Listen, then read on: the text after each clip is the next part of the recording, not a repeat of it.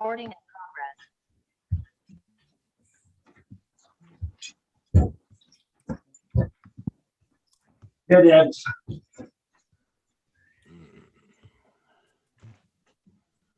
Hi, Marla. Hey, Lisa, how are you? I'm well, thanks. How are you? Good. Long time no see. I know.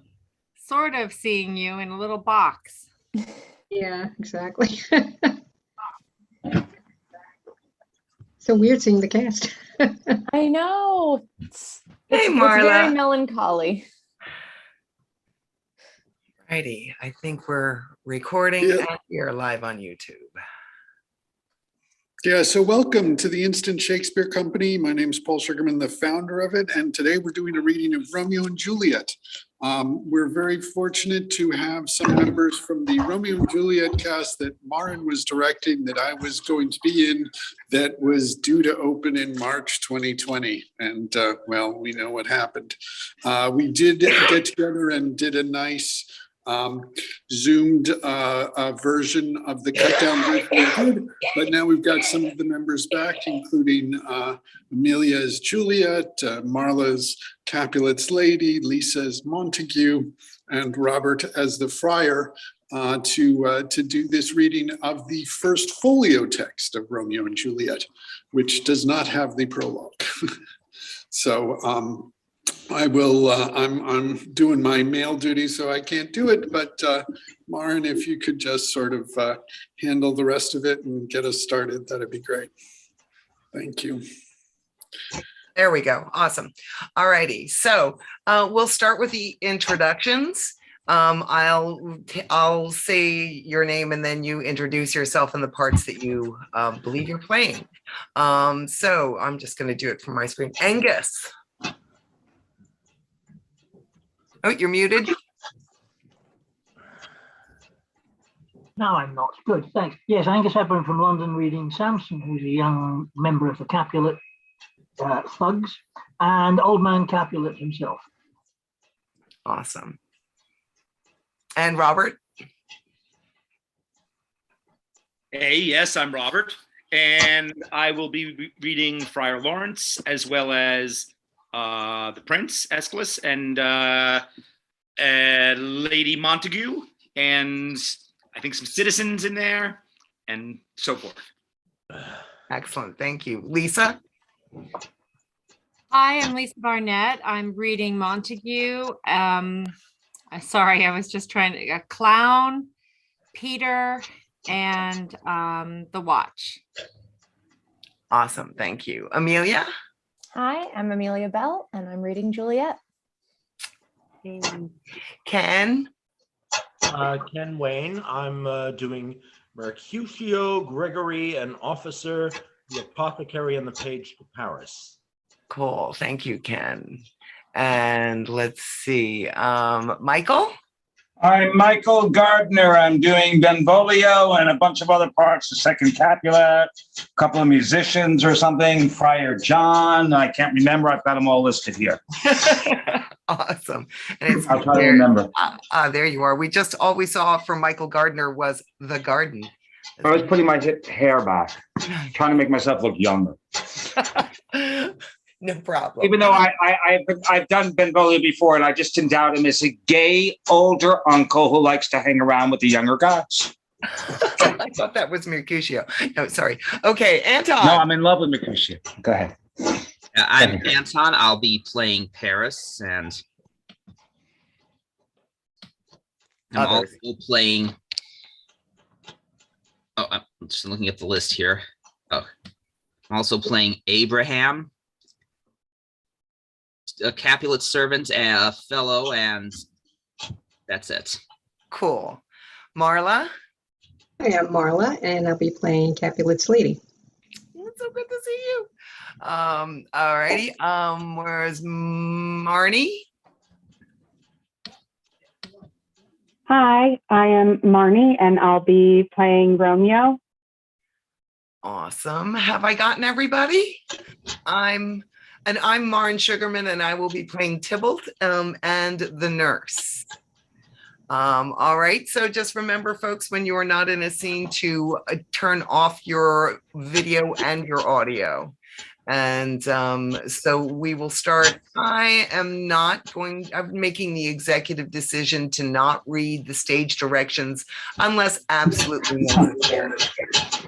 All right, and so we can all stop our videos and then we will start with the first scene. Hold on, I gotta do this. And Romeo and Juliet by William Shakespeare, Actus Primus, Scena Prima. Gregory, and my word will not carry.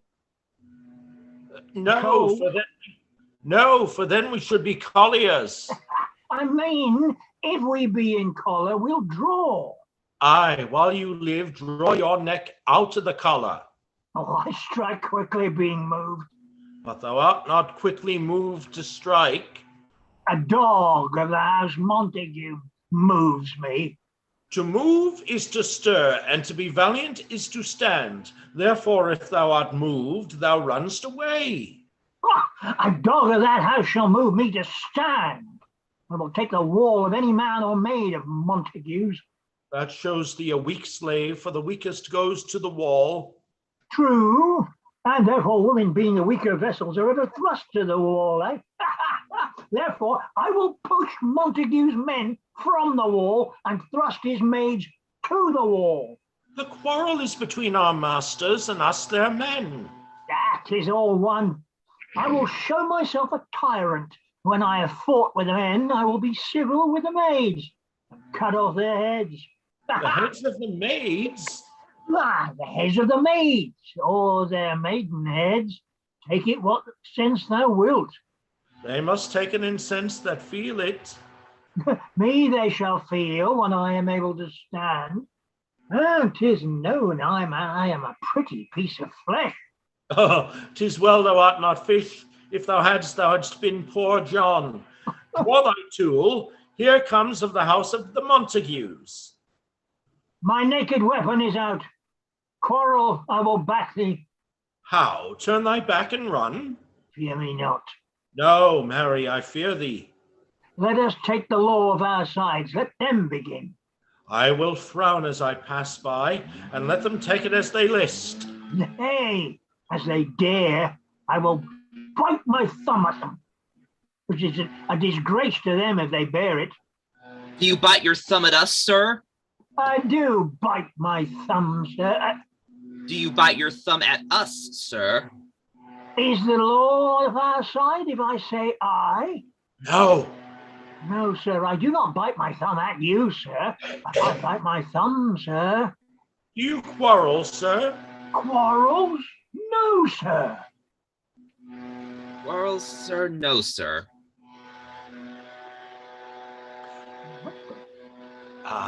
If you do, sir, I am for you. I serve as good a man as you. No better? Well, sir. Say better. Here comes one of my master's kinsmen. Oh, hey, better. You lie. Draw if you be men. Gregory, remember thy washing blow.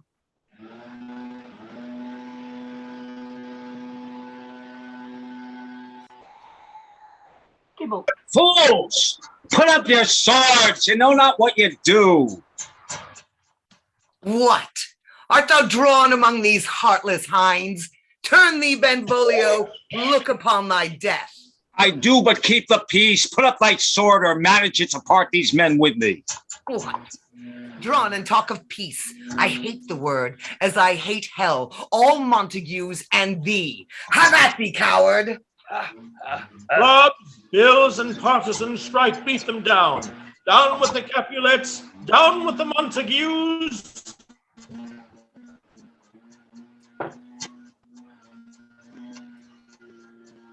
What noise is this? Give me my long sword, ho. A crutch. A crutch. Why call you for a sword? My sword, I say. Old Montague has come and flourishes his blade in spite of me. Thou villain Capulet, hold me not, let me go. Thou shalt not stir a foot to seek a foe. Rebellious subjects, enemies to peace, profaners of this neighborhood-stained steel. Will thou not hear? What ho, you men, you beasts, that quench fire of your pernicious rage, with purple fountains issuing from your veins. On pain of torture from those bloody hands, throw your mistempered weapons to the ground. Hear the sentence of your moved prince.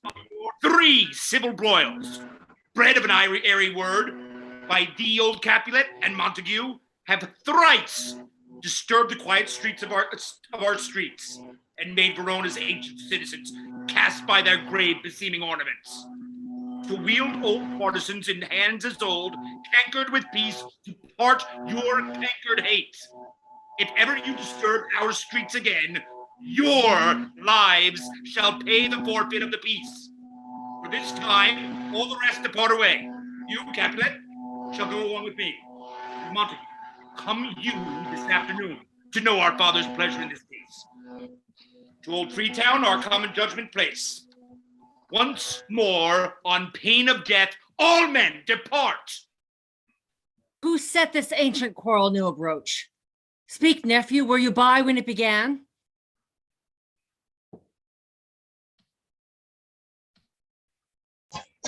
Here were the servants of your adversary, and your close fighting ere I did approach, I drew to part them. In the instant came the fiery Tybalt. In the instant came the fiery Tybalt with his sword prepared, which as he breathed defiance to my ears, he swung about his head and cut the winds, who nothing hurt withal, hissed him in scorn. While we were interchanging thrusts and blows, came more and more, and fought in part, till the prince came who bided either part. Oh, where is Romeo? Saw you him today? Right glad am I. He was not at this fray. Madam, an hour before the worship's sun peered forth the golden window of the east, a troubled mind drove me to walk abroad, where underneath the grove of sycamore that westward rooteth from the city side, so early walking did I see your son. Now towards him I made, but he was aware of me and stole into the covert of the wood. I, measuring his affections by my own, which then most sought where most might not be found, being one too many by my wary self, pursued my honor, not pursuing his, and gladly shunned who gladly fled from me. Many a morning hath he there been seen, with tears augmenting the fresh morning's dew, adding to clouds more clouds with his deep sighs. But also soon as the all-cheering sun should in the farthest east begin to draw, the shady curtains from Aurora's bed, away from light steals home my heavy son, and private in his chamber pens himself, shuts up his windows, locks fairy daylight out, and makes himself an artificial night. Black and portentous does this humor prove, unless good counsel may the cause remove. My noble uncle, do you know the cause? I neither know it nor can learn of him. Have you importuned him by any means? Both by myself and many others, friends, but he his own affections counselor. Is to himself, I will not say how true, but to himself so secret and so close, so far from sounding and discovery, as is the bud with an envious worm, ere he can spread his sweet leaves to the air, or dedicate his beauty to the same. Could we but learn from whence his sorrows grow, we would as willingly give cure as know. Oh, see, where he comes. So please you, step aside. I'll know his grievance, or it be much denied. I will that wert so happy by thy stay to hear true shrift. Come, madam, let's away. Good morrow, cousin. Is the day so young? But news struck 9. Ay me, sad hours seem long. Was that my father that went hence so fast? Yeah, it was. What sadness lengthens Romeo's hours? Not having that which having makes them short. In love? Out. Of love. Out of her favor where I am in love. Alas, that love so gentle in his views should be so tyrannous and rough in proof. Alas, that love whose view is muffled still should without eyes see pathways to his will. Where shall we dine? Oh me, what fray was here? Yet tell me not, for I have heard it all. Here's much to do with hate, but more with love. Why then, oh brawling love, oh loving hate, oh anything of nothing first created. Oh heavy lightness, serious vanity, misshapen chaos of well-seeing forms. Feather of lead, bright smoke, cold fire, sick health. Still waking sleep, that is not what it is. This love feel I that feel no love in this. Dost thou not laugh? No, cause I rather weep. Good heart at what? At thy good heart's oppression. Why, such is love's transgression. Griefs of mine own lie heavy in my breast, which thou wilt propagate to have it pressed with more of thine. This love that thou hast shown doth add more grief to too much of mine own. Love is a smoke made with the fume of sighs, being purged, a fire sparkling in lovers' eyes. Being vexed, a sea nourished with loving tears. What is it else? A madness most discreet, a choking gall and a preserving sweet. Farewell, my coz. Soft, I will go along. And if you leave me so, you do me wrong. But I have lost myself. I am not here. This is not Romeo. He's some other where. Tell me in sadness, who is it that you love? What shall I groan and tell thee? Groan? Why, no. But sadly, tell me who. A sick man in sadness makes his will, a word ill urged to one that is so ill. In sadness, cousin, I do love a woman. I aim so near when I suppose you loved. A right good mark, man, and she's fair, I love. Right good mark, fair cousin, as soon as hit. Well, in that hit you miss, she'll be not hit. She'll not be hit with Cupid's arrow. She hath Dian's wit, and in strong proof of chastity, well armed, from love's weak, childish bow, she lives uncharmed. She will not stay the siege of loving terms, nor bid the encounter of assailing eyes, nor open her lap to saint-seducing gold. Oh, she is rich in beauty, only poor, that when she dies, with beauty dies her store. And she has sworn that she will still live chaste. She have, and in that bearing make huge waste. For beauty served with her severity cuts beauty off from all posterity. She is too fair, too wise, wisely too fair, to merit bliss by making me despair. She hath forsworn to love, and in that vow do I live dead, that live to tell it now. Be ruled by me. Forget to think of her. Oh, teach me how I should forget to think. By giving liberty unto thine eyes. Examine other beauties. 'Tis the way to call hers exquisite in question more. These happy masks that kiss fair ladies' brows, being black puts us in mind, they hide the fair. He that is stroken blind cannot forget the precious treasure of his eyesight lost. Show me a mistress that is passing fair. What doth her beauty serve but as a note, where I may read who passed that passing fair? Farewell, thou canst not teach me to forget. I'll pay that doctrine or else die in debt. Montague is bound as well as I in penalty alike. It is not hard, I think, for men so old as we to keep the peace.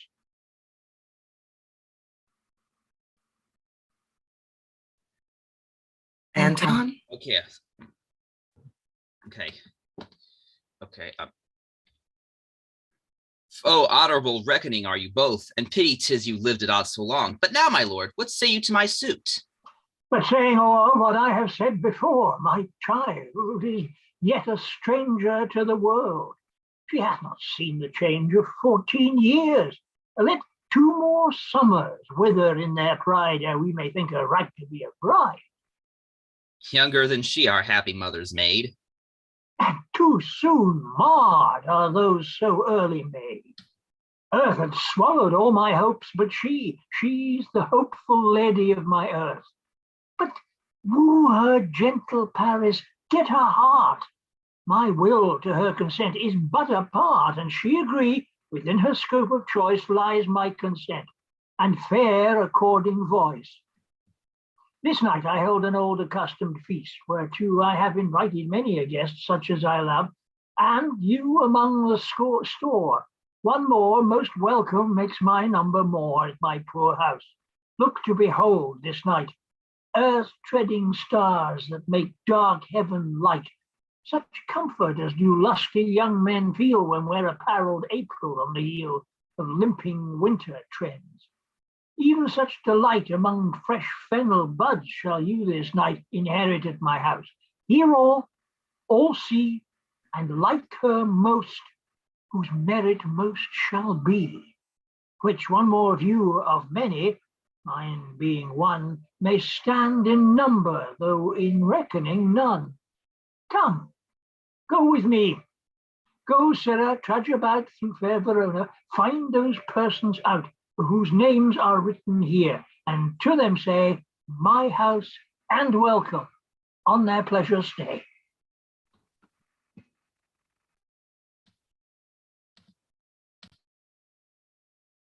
You're muted.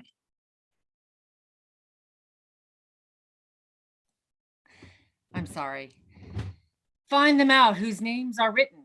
Here it is written that the shoemaker should meddle with his yard, and the tailor with his last, and the fisher with his pencil, and the painter with his nets. But I am sent to find those persons whose names are writ, and can never find what names the writing person here hath writ. I must to the learned in good time. Tut, man, one fire burns out another's burning. One pain is lessened by another's anguish. Turn giddy and be hope by backward turning. One desperate grief curs with another language. Take some new infection to the eye, and the rank poison of the old will die. Your plantain leaf is excellent for that. For what, I pray thee? For your broken shin. Hey, Romeo, art thou mad? Not mad, but bound more than a madman is. Shut up in prison, kept without my food, whipped and tormented, and godden good fellow. That's you, Lisa?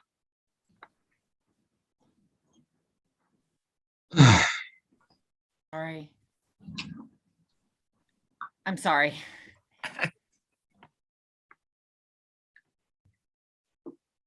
Up. It's got a Gaden. A little further up on page 14, bottom of 14. Got a Gaden, I pray, sir. Can you read? I, mine own fortune in my misery. Perhaps you have learned it without book, but I pray, can you read anything you see? Aye, if I know the letters and the language.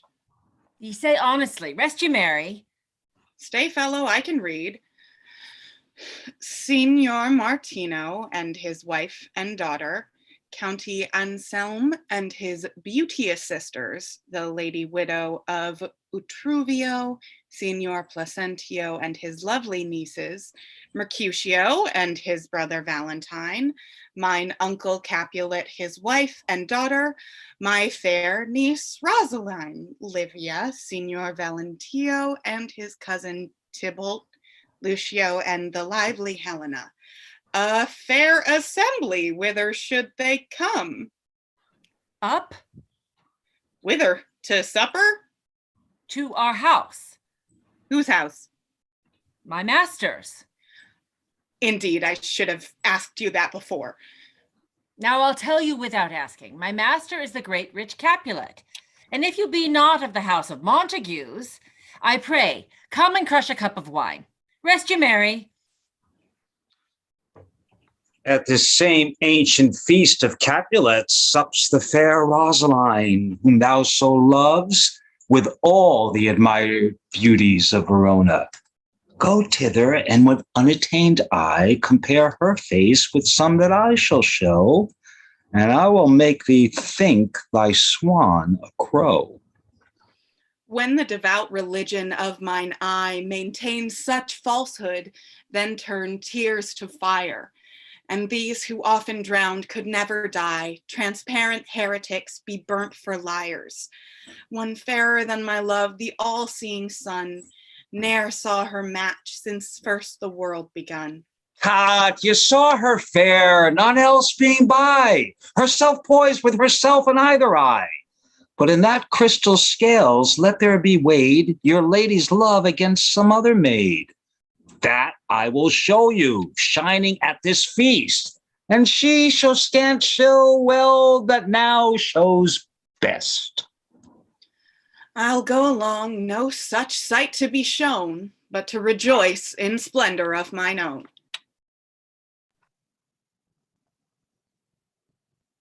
Nurse, it's my daughter. Call her forth to me. Now, by my maidenhead at 12-year-old, I bade her come. What, lamb? What, ladybird? Oh, God forbid, where's this girl? What, Juliet? How now, who calls? Your mother. Madam, I am here. What is your will? This is the matter. Nurse, give me leave a while. We must talk in secret. Nurse, come back again. I have remembered me. Thou'st hear our counsel. Thou knowest my daughter's of a pretty age. Oh, faith, I can tell her age unto an hour. She's not 14. Oh, I'll lay 14 of my teeth, and yet to my teen be it spoken. I have but 4. She's not 14. How long is it now to Lammas tide? A fortnight and odd days. Even or odd of all the days in the year, come Lammas Eve at night shall she be 14. Susan and she, God rest all Christian souls, were of an age. Well, Susan is with God. She was too good for me. But as I said, on Lammas Eve at night shall she be 14. That she shall marry. I remember it well. 'Tis since the earthquake now 11 years, and she was weaned. I never shall forget it of all the days of the year upon that day, for I had then laid wormwood to my ducks, sitting in the sun under a dove house wall, my lord, and you were then at Mantua. Nay, I do bear a brain. But as I said, when it did taste the wormwood on the nipple of my dug and felt it bitter, pretty fool to see it titching fall out with the dug.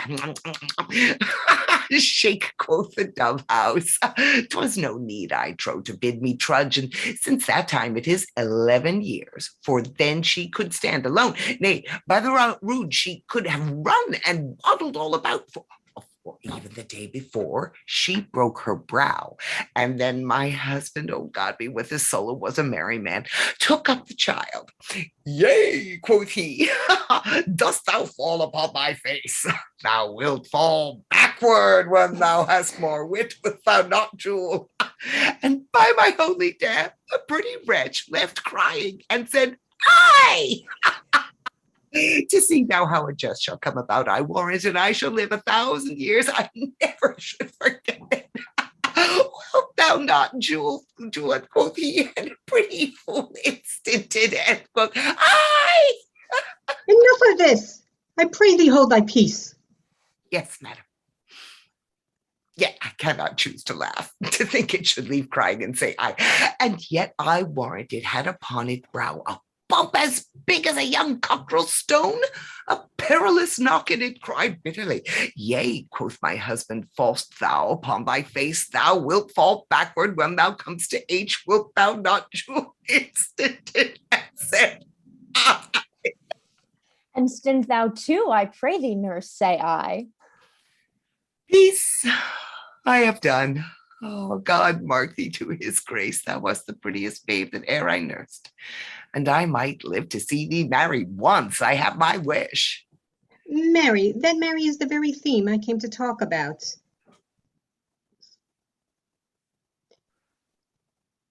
Tell me, Juliet, how stands your disposition to be married?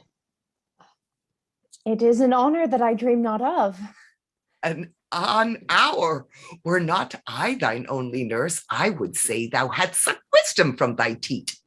Well, think of marriage now. Younger than you, here in Verona, ladies of esteem are made already mothers. By my count, I was your mother, much upon these years that you are now a maid. Thus then, in brief, the valiant Paris seeks you for his love. A man, young lady, such a man as all the world. Why, he's a man of wax. Verona's summer hath not such a flower. Nay, he is flower, in faith a very flower. What say you? Can you love the gentleman? This night you shall behold him at our feast. Read o'er the volume of young Paris' face, and find delight writ there with beauty's pen. Examine every several lineament, and see how one another lends content. And what obscured in this fair volume lies, find written in the margent of his eyes. This precious book of love, this unbound lover, to beautify him only lacks a cover. The fish lives in the sea, and 'tis much pride, for fair without, the fair within to hide. That book in many's eyes doth share the glory, that in gold clasps locks in the golden story. So shall you share all that he doth possess, by having him, making yourself no less. No less, nay, bigger. Women grow by men. Speak briefly. Can you like Paris's love? I'll look to like, if looking liking move, but no more deep will I indart mine eye than your consent gives strength to make it fly. Madam, the guests are come, supper served up. You called, my young lady asked for, the nurse cursed in the pantry, and everything in extremity. I must hence to wait. I beseech you follow straight.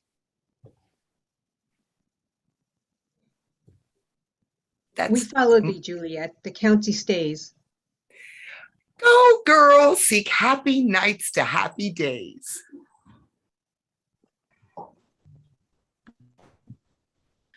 What shall this speech be spoken for our excuse? Or shall we on without apology? The date is out of such prolixity. We'll have no Cupid hoodwinked with a scarf, bearing a tarnished painted bow of lace, staring the ladies like a crow keeper. But let them measure us by what they will. We'll measure them with a measure and be gone. Give me a torch. I am not for this ambling. Being but heavy, I will bear the light. Nay, gentle Romeo, we must have you dance. Not I, believe me. You have dancing shoes with nimble soles. I have a soul of lead, so stakes me to the ground I cannot move. You are a lover, borrow Cupid's wings, and soar with them above a common bound. I am too sore and pierced with his shaft to soar with his light feathers and too bound. I cannot bound to pitch above dull woe, under love's heavy burden do I sink. And to sink in it should you burden love, too great oppression for a tender thing. Is love a tender thing? It is too rough, too rude, too boisterous, and it pricks like thorn. If love be rough with you, be rough with love. Prick love for pricking, and you beat love down. Give me a case to put my visage in, a visor for a visor. What care I what curious eye doth quote deformities? Here are the beetle brows shall blush for me. Oh, come, knock and enter, and no sooner in, but every man be taken to his legs. A torch for me, let wantons light of heart tickle the senseless rushes with their heels, for I am proverbed with a grandier phrase. I'll be a candle holder and look on. The game was ne'er so fair, and I am done. Tut done's the mouse, the constable's own word. If thou art done, we'll draw thee from...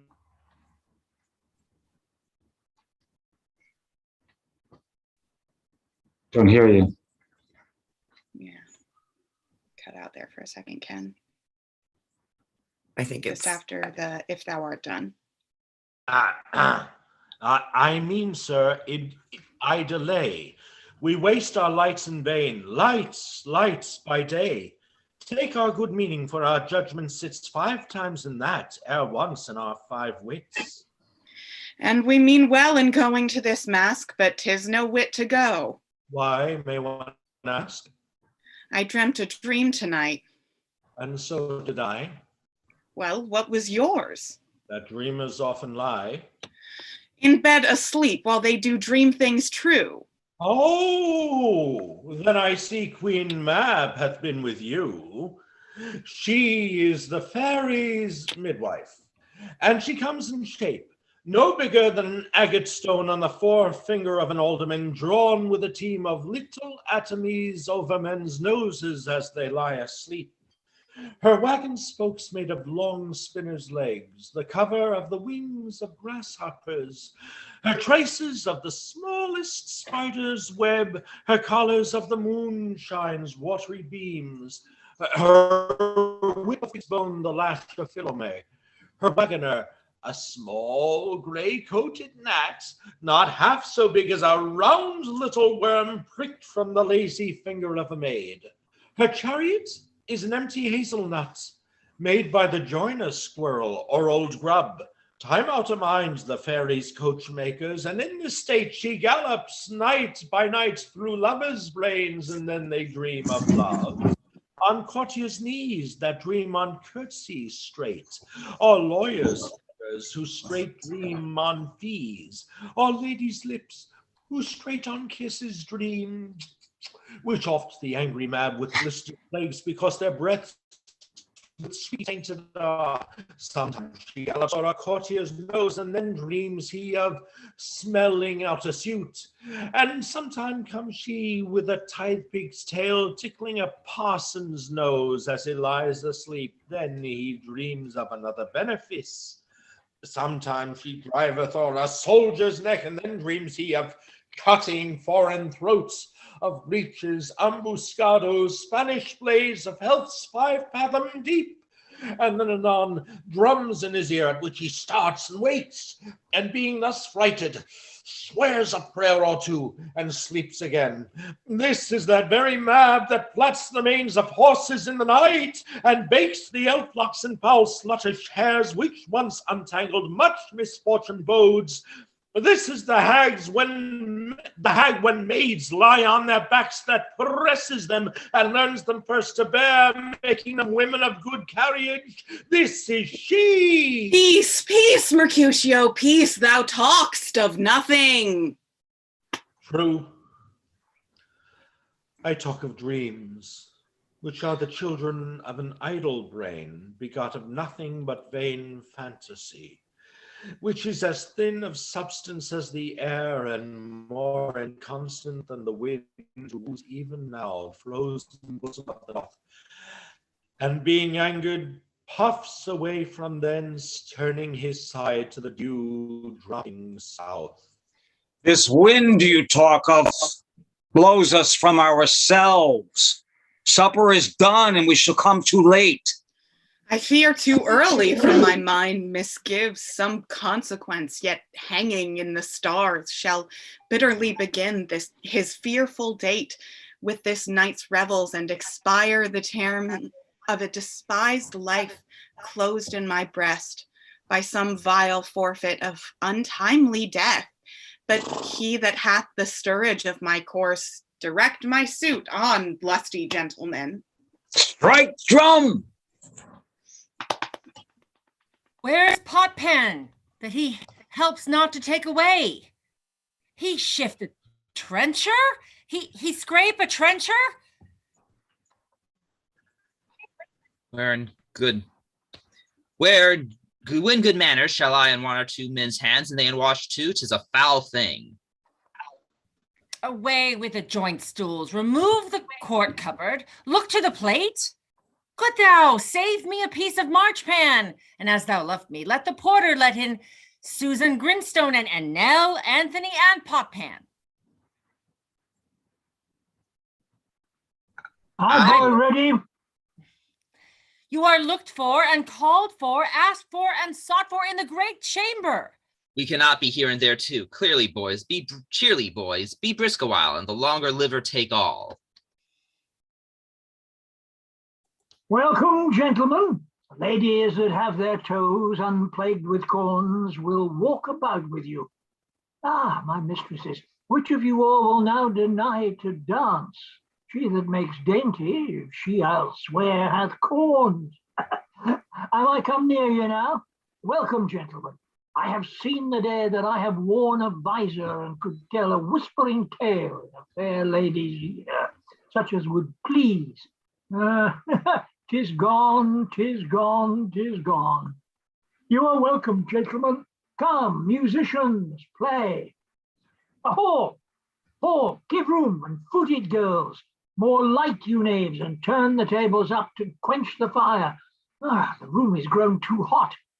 Ah, sirrah, this unlooked-for sport comes well.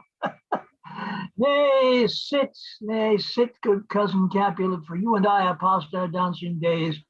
How long is now since last yourself and I were in a mask? The lady, 30 years. What, man? 'Tis not so much, 'tis not so much.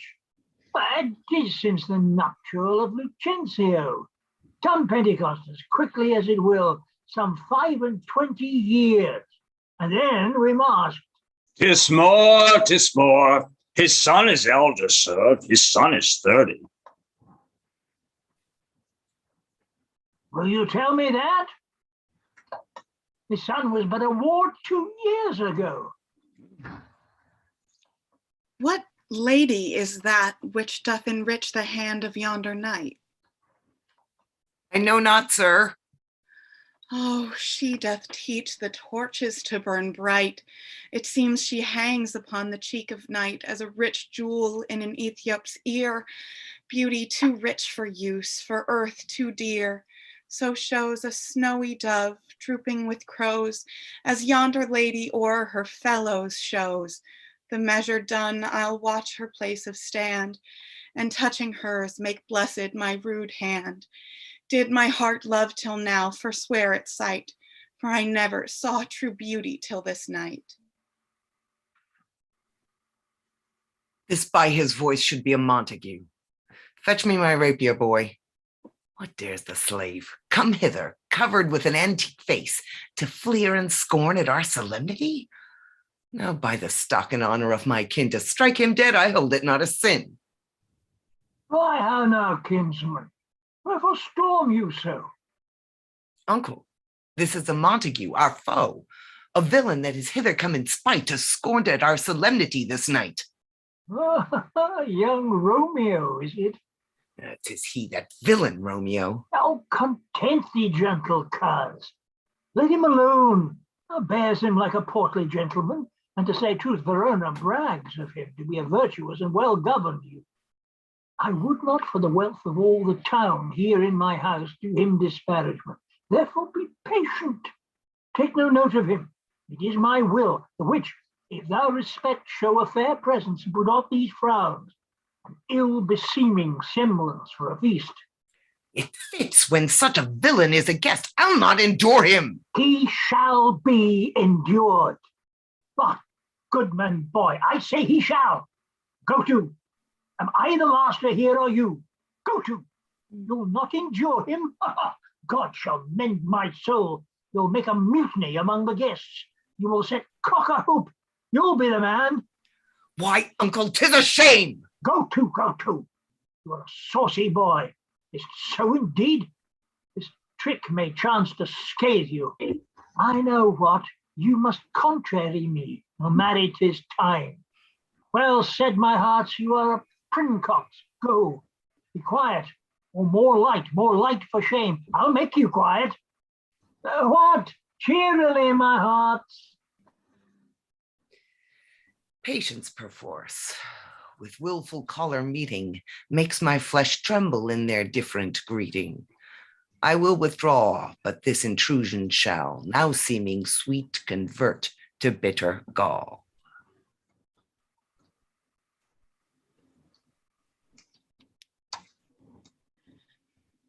If I profane with my unworthiest hand this holy shrine, the gentle sin is this: my lips to blushing pilgrims did ready stand to smooth that rough touch with a tender kiss. Good pilgrim, you do wrong your hand too much, which mannerly devotion shows in this. For saints have hands that pilgrims' hands do touch, and palm to palm is holy palmer's kiss. Have not saints lips and holy palmers too? Aye, pilgrim, lips that they must use in prayer. Oh, then, dear saint, let lips do what hands do. They pray, grant thou least faith turn to despair. Saints do not move, though grant for prayer's sake. Then move not while my prayer's effect I take. Thus from my lips, by thine my sin is purged. Then have my lips the sin that they have took. Sin from my lips, oh, trespass sweetly urged. Give me my sin again. You kiss by the book. Madam, your mother craves a word with you. What is her mother? Married bachelor. Her mother is the lady of the house, and a good lady, and wise and virtuous. I nursed her daughter that you talked withal. I tell you, he that can lay hold of her shall have the chinks. Is she a Capulet? Oh, dear Count, my life is my foe's debt. Away, be gone. The sport is at the best. Aye, so I fear the more is my unrest. Nay, gentlemen, prepare not to be gone. We have a trifling foolish banquet towards. Is it e'en so? Why then I thank you all. I thank you, honest gentlemen. Good night. No more torches here. Come on, then let's to bed. Ah, Sarah, by my faith, it waxes late. I'll to my rest. Come hither, nurse. What is yond gentleman? The son and heir of old Tiberio. What's he that now is going out of door? Oh, Mary, I think that be young Petruchio. What's he that follows here that would not dance? I know not. Go ask his name. If he be married, my grave is like to be my wedding bed. His name is Romeo, and a Montague, the only son of your great enemy. My only love sprung from my only hate, too early seen unknown, and known too late. Prodigious birth of love it is to me that I must love a loathed enemy. What's this? What's this? A rhyme I learn even now of one I danced withal. Anon, anon, come, let's away, the strangers are all gone.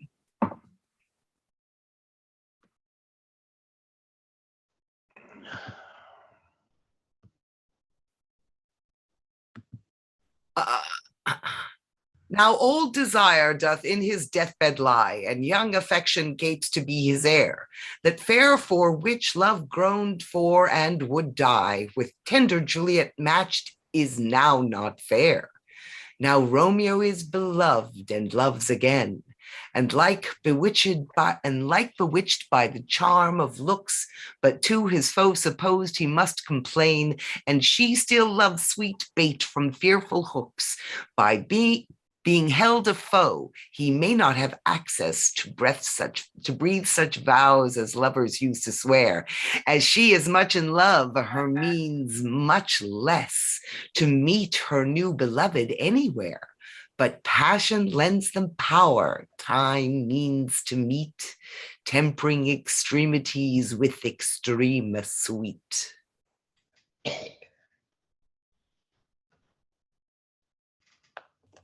Can you turn off your video? Oh, I'm on the scene now. I'm in the scene now.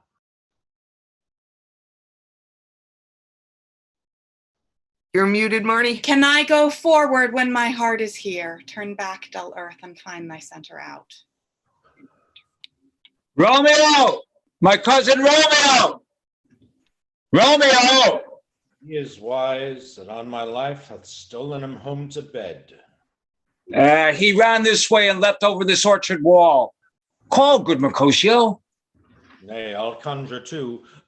Romeo, humors, madman, passion, lover, appear thou in the likeness of a sigh.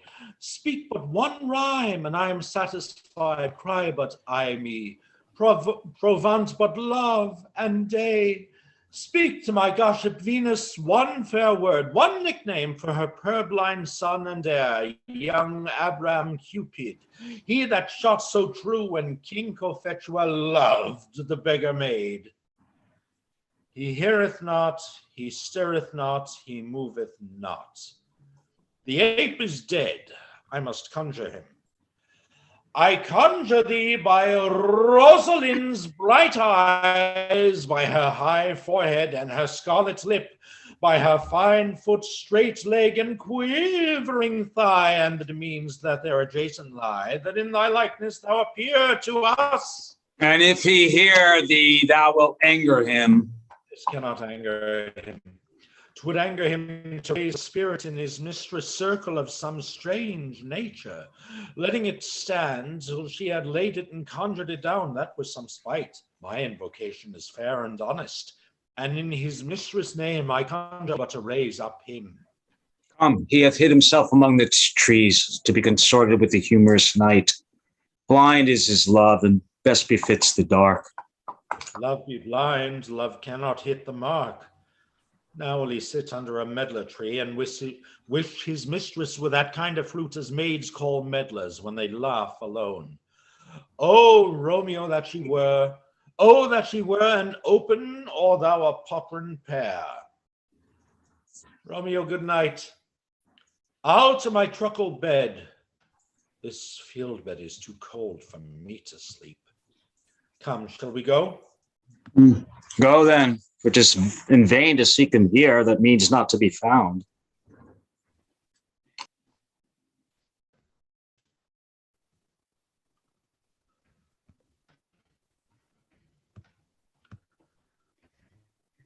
He jests at scars that never felt a wound. But soft, what light through yonder window breaks? It is the east, and Juliet is the sun.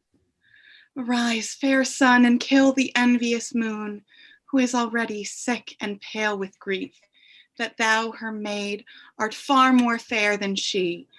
Be not her maid, since she is envious. Her vestal livery is but sick and green, and none but fools do wear it. Cast it off.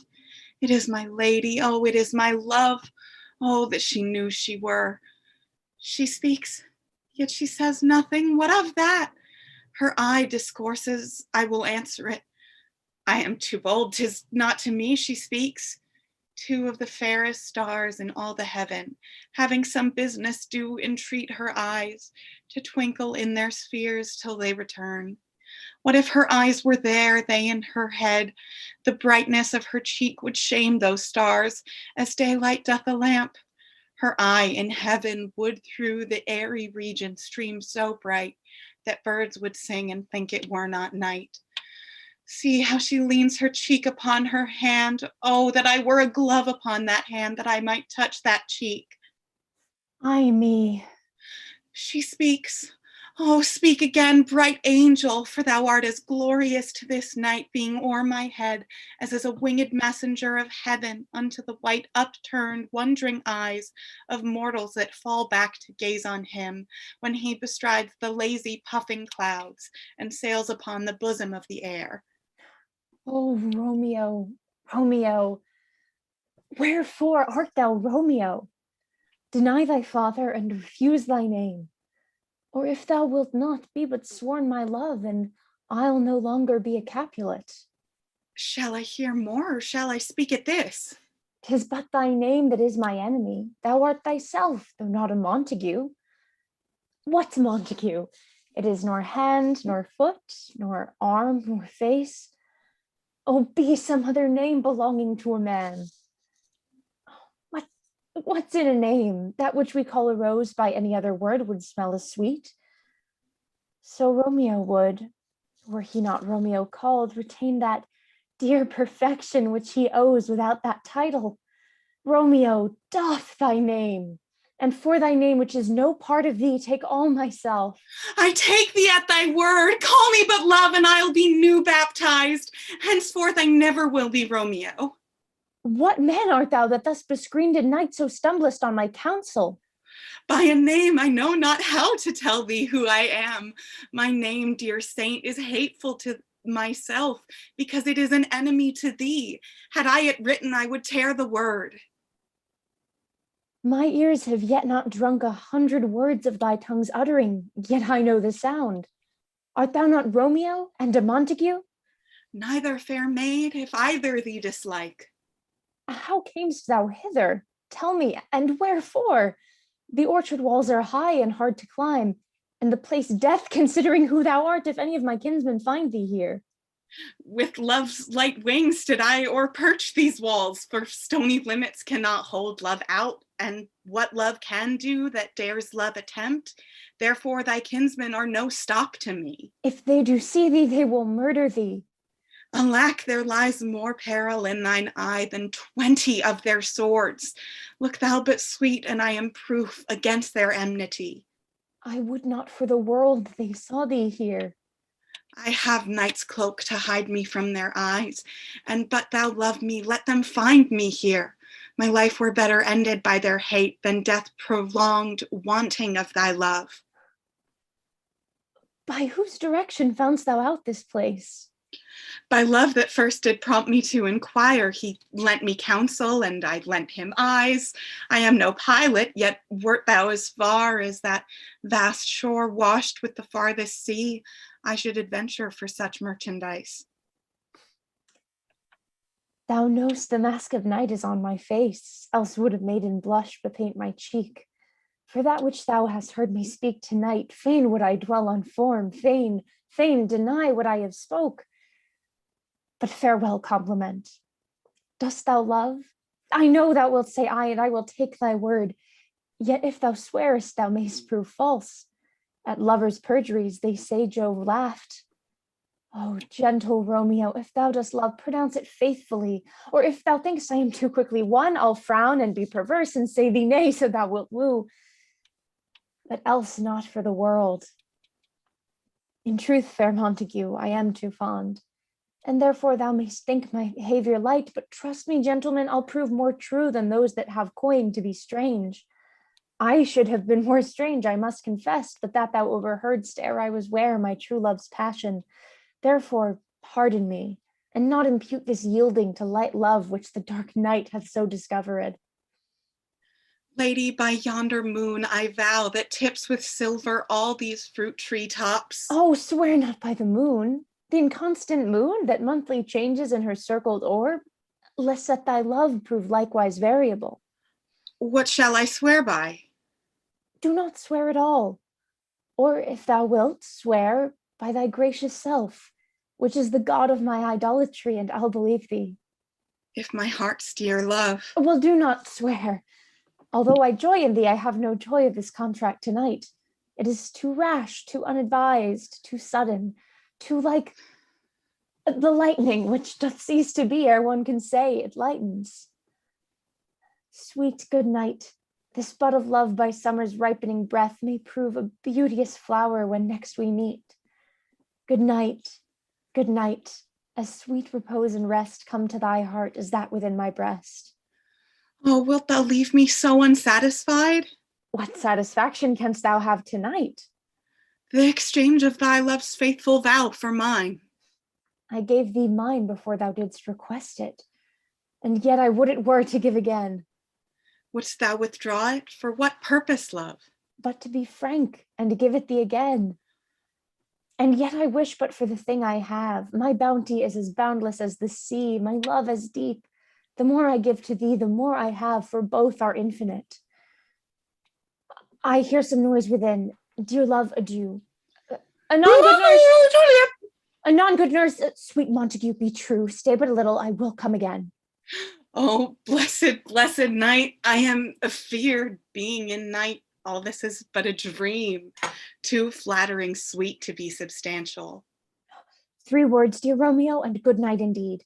If that thy bent of love be honorable, thy purpose marriage, send me word tomorrow by one that I'll procure to come to thee, where and what time thou wilt perform the rite, and all my fortunes at thy foot I'll lay, and follow thee, my lord, throughout the world. Madam? I come anon, but if thou meanst not well, I do beseech thee. Madam! By and by I come, to cease thy strife and leave me to my grief. Tomorrow will I send. So thrive my soul.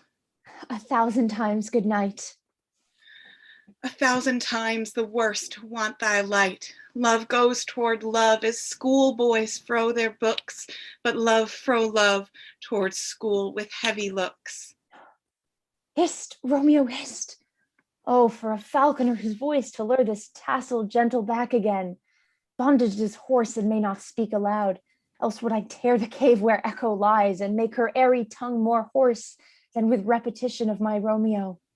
It is my soul that calls upon my name. How silver sweet sound lover's tongue by night, like softest music to attending ears. Romeo! My niece.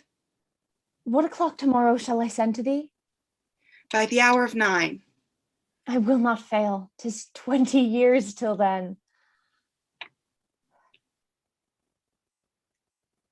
I have forgot why I did call thee back.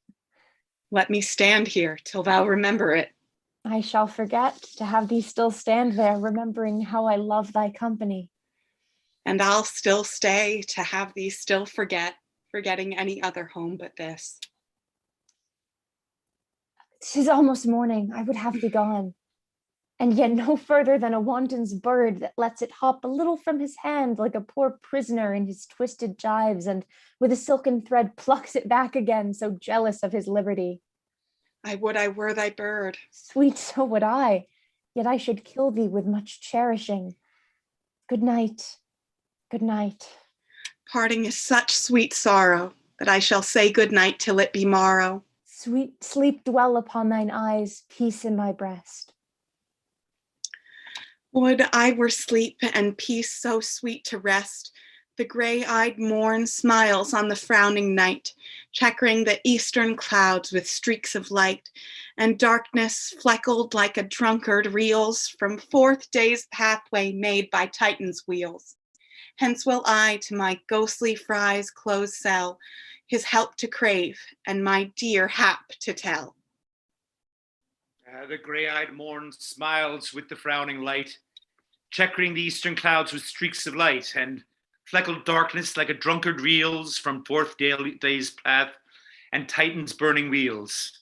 Now, ere the sun advances, burning I, the day to cheer, and night's dank dew to dry, I must upfill this osier cage of ours with baleful weeds and precious juiced flowers. The earth, that's nature's mother, is her tomb, and is her burying grave that is her womb. And from her womb, children of diverse kind, we sucking on her natural bosom find. Many virtues excellent, none but for some, and yet all different. Mickle is the powerful grace that lies in plants, herbs, stones, and their true qualities, for not so vile that on earth doth live, but to the earth some special good doth give. Nor aught so good, but strained, that from fair use revolts from true birth, stumbling on abuse. Virtue itself turns vice being misapplied, and vice, sometimes by action dignified. Within the infant rind of this weak flower, poison hath residence and medicine power, for this, being smelt with that part, clears each part. Being tasted, slays all senses with the heart. To such opposed kings and kept them still in man, as well as herbs, grace and goodwill. And where the worshipper is predominant, full soon the canker death eats up that plant. Good morrow, father. Bendicide, what early tongue so sweet saluted me? Aye, young son. It argues a distempered head so soon to bid good morrow to thy bed. Care keeps his watch in every old man's eye, and where care lodges, sleep will never lie, but where unbrushed youth with untuft brain doth couch his limbs, there golden sleep doth reign. Therefore thy earliness doth me assure thou art uproused with some distemperature, or if not so, then here I hit it right, our Romeo hath not been to bed tonight. That last is true, the sweeter rest was mine. God pardon sin, wast thou with Rosaline? With Rosaline, my ghostly father? No, I have forgot that name and that name's woe. That's my good son, but where hast thou been then? I'll tell thee ere thou ask it me again. I have been feasting with mine enemy, whereon a sudden one hath wounded me. That's by me wounded both our remedies. Within thy help and holy physic lies. I bear no hatred, blessed man, for lo, my intercession likewise steads my foe. Be plain, good son. Rest homely in thy drift. Riddling confession finds but riddling shrift. Then plainly know my heart's dear love is set on the fair daughter of rich Capulet. As mine on hers, so hers is set on mine, and all combined, save what thou must combine, by holy marriage, when and where and how we met, we wooed, and made exchange of vow. I'll tell thee as we pass, but this I pray, that thou consent to marry us this day. Holy Saint Francis. What a charge is here? Is Rosaline, that thou didst love so dear, so soon forsaken? Young men's love then lies not truly in their heart, but in their eyes. Jesu Maria, what a deal of brine hath washed thy sallow cheeks for Rosaline? How much salt water thrown away in waste to season love that of it do not taste? The sun, not yet thy sighs from heaven clears, thy old groans yet ringing in my ancient ears. Lo, here upon thy cheek the stain doth sit of an old tear that is not washed off yet. If ere thou wash thyself, and these woes thine, thou and these woes were all for Rosaline. And art thou changed? Pronounce this sentence then. Women may fall when there's no strength in men. Thou chidest me oft for loving Rosaline. For doting, not for loving, pupil mine. And badst me bury love. Not in a grave, to lay one in, for another out to have. I pray thee, chide me not. Her I love now, doth grace for grace and love for love allow? The other did not so. Oh, she knew well thy lived and loved and read by rote, that could not spell. But come, young waverer, come, go with me. In one respect I'll thy assistant be, for this alliance may so happy prove to turn your household rancor to pure love. Oh, let us hence, I stand on sudden haste. Wisely and slow, they stumble that run fast. Where the devil should this Romeo be? Came he not home tonight? Not to his father's. I spoke with his man. Why, that same pale, hard-hearted wench, that Rosaline, torments him so that he will sure run mad. Tybalt, the kinsman to old Capulet, had sent a letter to his father's house. A challenge on my life. Romeo will answer it. Any man that can write may answer a letter. Nay, he will answer the letters. Master, how he dares being dared. Alas, poor Romeo, he is already dead. Stabbed with a white wench's black eye, run through the ear with a love song, the very pin of his heart cleft with the blind bow boy's butt shaft. And is he a man to encounter Tybalt? Why, what is Tybalt? More than prince of cats. Oh, he's the courageous captain of compliments. He fights as you sing prick song, keeps time, distance, and proportion. He rests his minimum, 1, 2, and the third in your bosom. The very butcher of a silk button. A duelist, a gentleman of the first house, of the first and second cause. Ah, the immortal passado, the punto reverso, the hey! The what? The pox of such antic, lisping, affecting fantasies, these new tuners of accents. Jesu, a very good blade, a very tall man, a very good whore. Why is not this a lamentable thing, grandsire, that we should be thus afflicted with these strange flies, these fashionmongers, these pardon me's, who stand so much on the new form that they cannot sit at ease on the old bench? Oh, their bones, their bones. Here comes Romeo. Here comes Romeo. Without his roe, like a dried herring. Oh, flesh, flesh. How art thou fishified? Now is he from the numbers that Petrarch rode in. Laura to his lady was a kitchen wench. Marry, she had a better love to berhyme her. Dido a dowdy, Cleopatra a gypsy, Helen and Hero, Hildings and harlots. Thisbe a grey owl also. Signor Romeo, bonjour.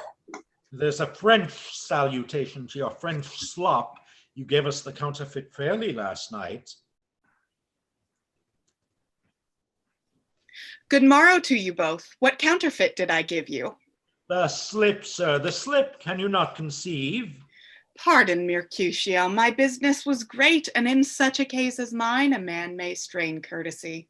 That's as much as such a case as yours constrains a man to bow in the hams. Meaning to courtesy. Thou hast most kindly hit it. A most courteous exposition. Nay, I'm the very pink of courtesy. Pink for flower. Right. Why, then is my pump well flowered? Sure, wait. Follow me this just now, till thou hast worn out thy pump, that when the single soul of it is worn, the jest may remain after the wearing so singular. Oh, single-souled jest, solely singular for the singleness. Ah, come between us, good Benvolio, my wits faints. Swits and spurs are all cry a match. Nay, if our wits run the wild goose chase, I am done. For thou hast more of the wild goose in one of thy wits than I am sure I have in my whole 5. Was I with you there for the goose?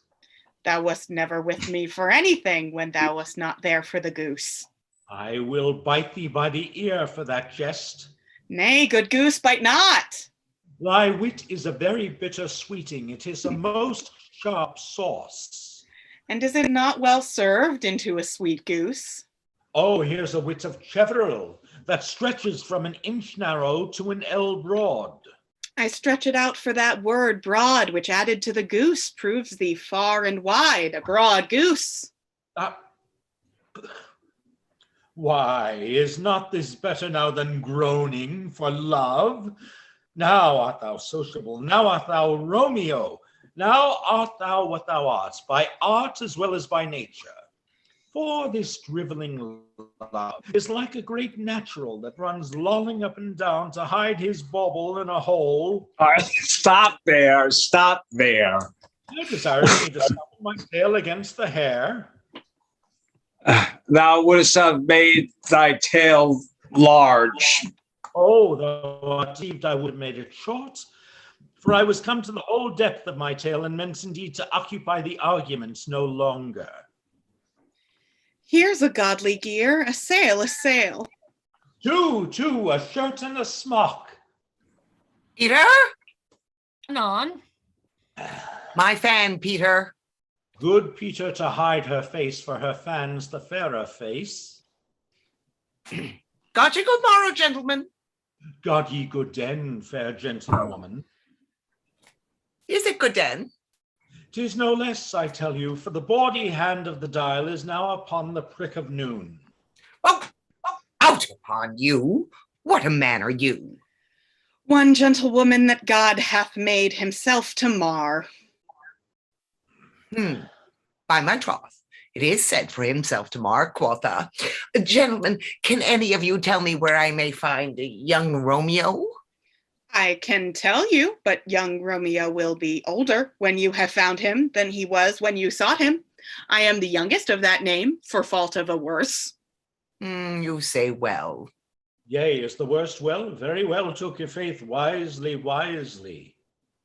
If you be he, sir, I desire some confidence with you. She will indict him to some supper. Aboard, so ho!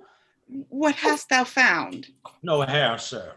Unless a hair, sir, and a Lenten pie, that is something stale and hoar ere it be spent. An old hair whore and an old hair whore is very good meat in Lent, but a hair that is hoar is too much for a score when it whores ere it be spent. Romeo, will come to your father's will to dinner thither? I will follow you. Farewell, ancient lady, farewell. Lady, lady, lady, la, la, la. Pray you, sir, what saucy merchant was this that was so full of his ropery? A gentleman, nurse, that loves to hear himself talk and will speak more in a minute than he will stand to in a month.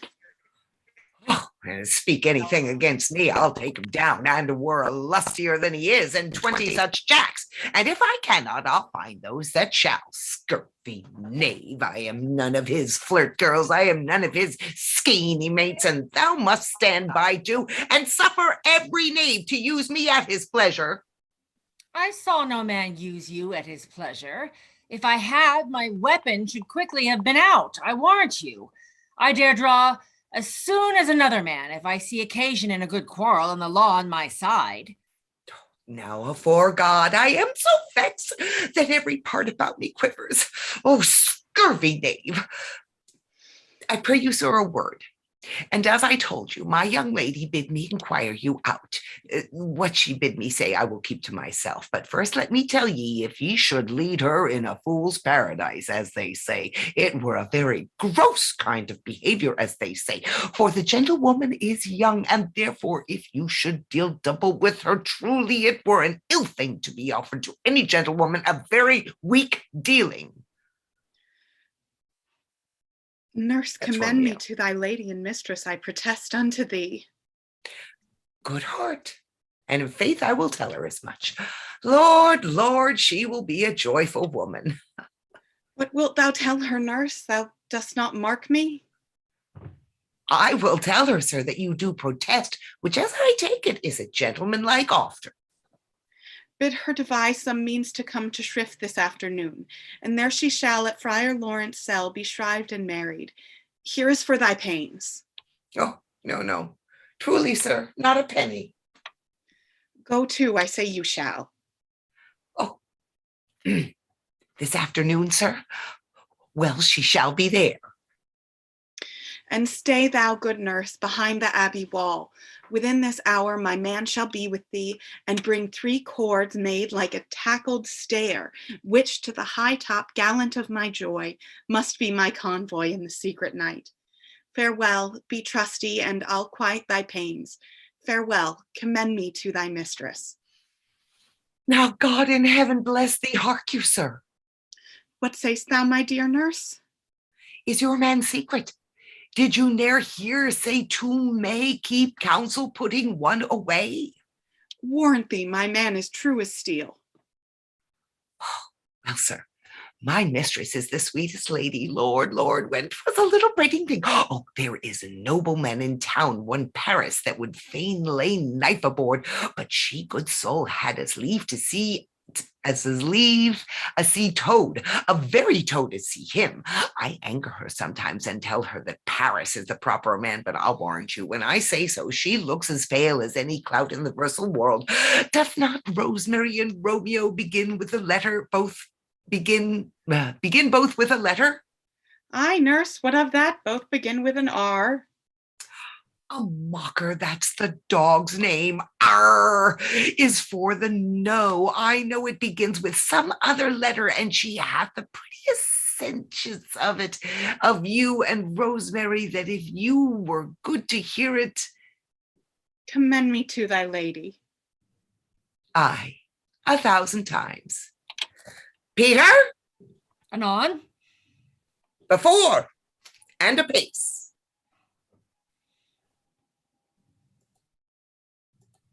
The clock struck 9 when I did send the nurse.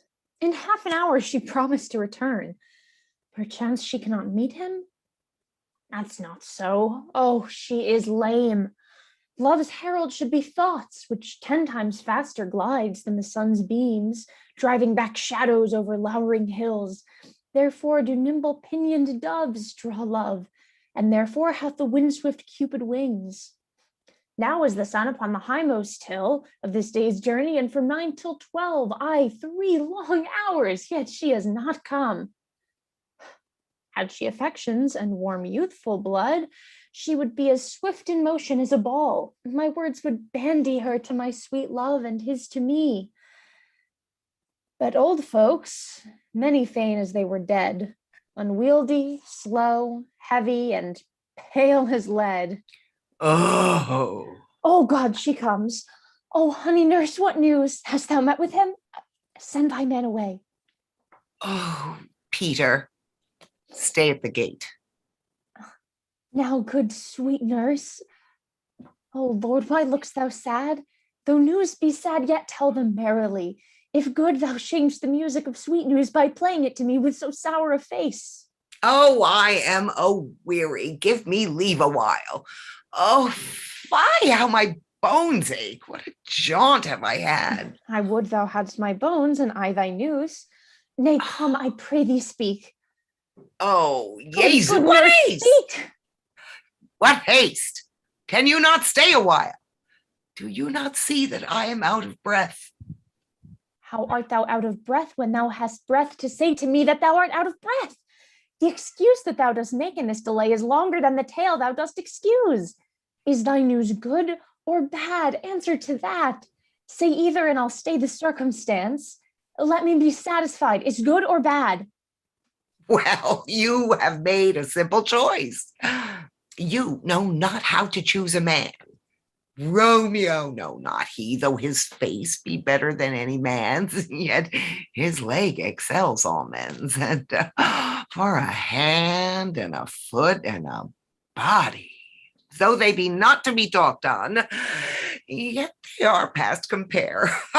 He is not the flower of courtesy, but I'll warrant him as gentle a lamb. Go thy ways, wench, serve God.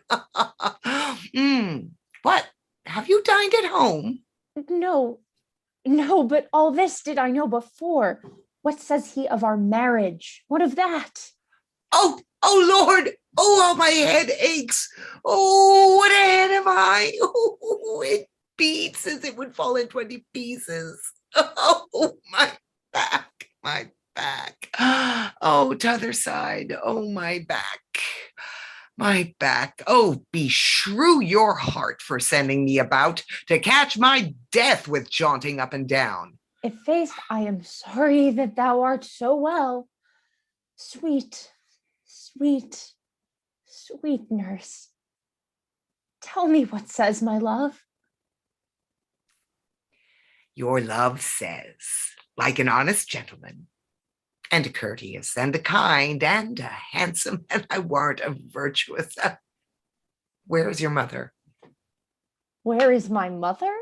Why, she is within. Where should she be? How oddly thou repliest. Your love says, like an honest gentleman, where is your mother? Oh, God's lady dear, are you so hot? Marry, come up, I trow. Is this a poultice for my aching bones? Henceforward do your messages yourself. Here's such a coil. Come. What says Romeo? Have you got leave to go to shrift today? I have. Then hie you hence to Friar Lawrence's cell. There stays a husband to make you a wife.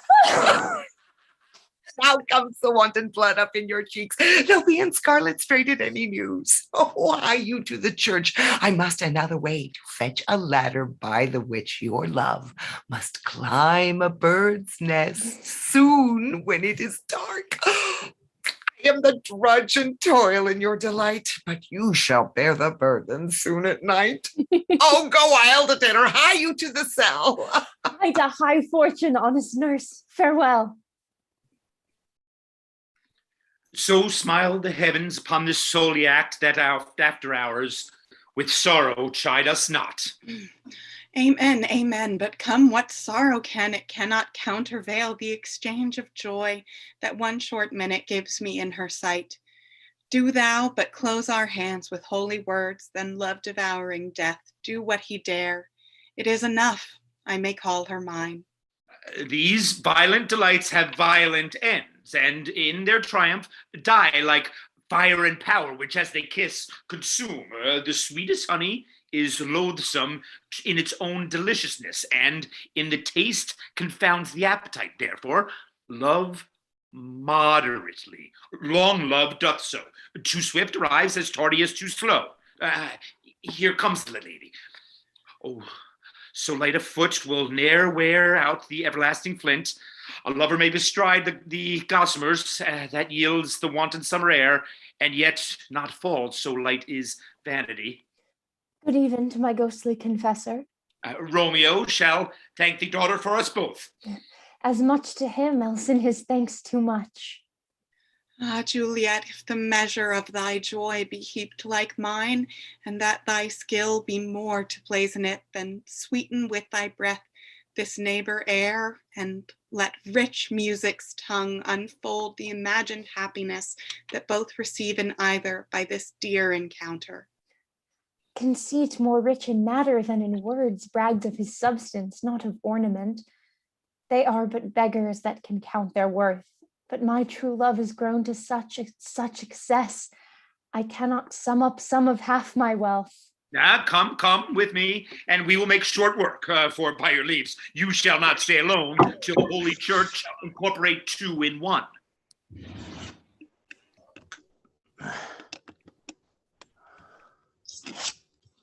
I pray thee, good Mercutio, let's retire. The day is hot, the Capulet's abroad, and if we meet, we shall not escape a brawl. For now these hot days is the mad blood stirring. Thou art like one of these fellows, that when he enters the confines of a tavern, claps me his sword upon the table and says, God send me no need of thee. And yet I'm sorry, I'm looking for the lines. And yet by the operation of second cup, draws him on the drawer, where indeed there is no need. Am I like such a fellow? I'm just doing this from memory now. Thou art like one of the, come. Thou art as hot in thy mood as any in Italy, and as soon moved to be moody, and as soon moody to be moved. And what too? Nay, and there were two such. Still looking for the lines. Excuse me, just a moment. I'm almost there. Nay, and there were two such. We should have none shortly, for one would kill the other. Thou? Why, thou wilt quarrel with a man that hath a hair more or a hair less in his beard than thou hast. Thou wilt quarrel with a man for cracking nuts, having no other reason but because thou hast hazel eyes. Would I but such an eye would spy out such a quarrel. Thy head is as full of quarrels as an egg is full of meat, and yet thy head hath been beaten as addle as an egg for quarreling. Thou hast quarrelled with a man for coughing in the street because he hath wakened thy dog that hath lain asleep in the sun. Didst thou not fall out with a tailor for wearing his new doublet before Easter, with another for tying his new shoes with old ribbons, and yet thou wilt tutor me from quarreling? And I were so apt to quarrel as thou art, any man should buy the free sample of my life for an hour and a quarter. The fee simple, oh, simple. By my head, here come the Capulets. By my heel, I care not. Follow me close, for I will speak to them. Gentlemen, good den. A word with one of you. And but one word with one of us, couple it with something. Make it a word and a blow. You shall find me apt enough to that, sir, and you will give me occasion. Could you not take some occasion without giving? Mercutio, thou consortest with Romeo. Consort? What, dost thou make us minstrels? And thou make minstrels of us, and look to hear nothing but discords. Here's my fiddlestick. Here's that shall make you dance. Come, consort? We talk here in the public haunt of man. Either withdraw unto some private place, or reason coldly of your grievances, or else depart, ere all eyes gaze on us. Men's eyes were made to look and let them gaze. I will not budge for no man's pleasure, I. Well, peace be with you, sir. Here comes my man. But I'll be hanged, sir, if ye wear your livery. Marry, go before to field, he'll be your follower. Your worship in that sense may call him man. Romeo, the love I bear thee can afford no better term than this. Thou art a villain. Tybalt, the reason that I have to love thee doth much excuse the appertaining rage to such a greeting. Villain am I none, therefore farewell. I see thou know'st me not. Boy, this shall not excuse the injuries that thou hast done me. Therefore, turn and draw. I do protest I never injured thee, but loved thee better than thou canst devise, till thou shalt know the reason of my love, and so good Capulet, which name I tender as dearly as my own, be satisfied. Oh, calm, dishonorable, vile submission. Alla stoccato carries it away. Tybalt, you rat catcher, will you walk? What wouldst thou have with me? Good king of cats, nothing but one of your 9 lives, that I mean to make bold withal, and as you shall use me hereafter, dry beat the rest of the 8. Will you pluck your sword out of his pilcher by the ears? Make haste, lest mine be about your ears ere it be out. I am for you. Gentle Mercutio, put thy rapier up. Come, sir, your passado. Draw, Benvolio, beat down their weapons. Gentlemen, for shame, forbear this outrage. Tybalt, Mercutio, the prince expressly hath forbiddeth bandying in Verona streets. Hold, Tybalt, good Mercutio. I'm hurt. A plague of both the houses I am sped. Is he gone and hath nothing? What? Art thou hurt? Aye. A scratch. Marry, 'tis enough. There is my page. Go, villain, fetch a surgeon. Courage, man, the hurt cannot be much. No, 'tis not so deep as a well, nor so wide as a church door, but 'tis enough. Will serve. Ask for me tomorrow, and you shall find me a grave man. Can't hear you. I can. I am peppered, I warrant, for this world. A plague of both your houses. What? A dog, a rat, a mouse, a cat to scratch a man to death? A braggart, a rogue, a villain that fights by the book of arithmetic? Why the devil came you between us? I was hurt under your arm. I thought all for the best. Help me into some house, Benvolio, or I shall faint. A plague of both your houses. They have made worms meat of me. I have it, and soundly too. Your houses.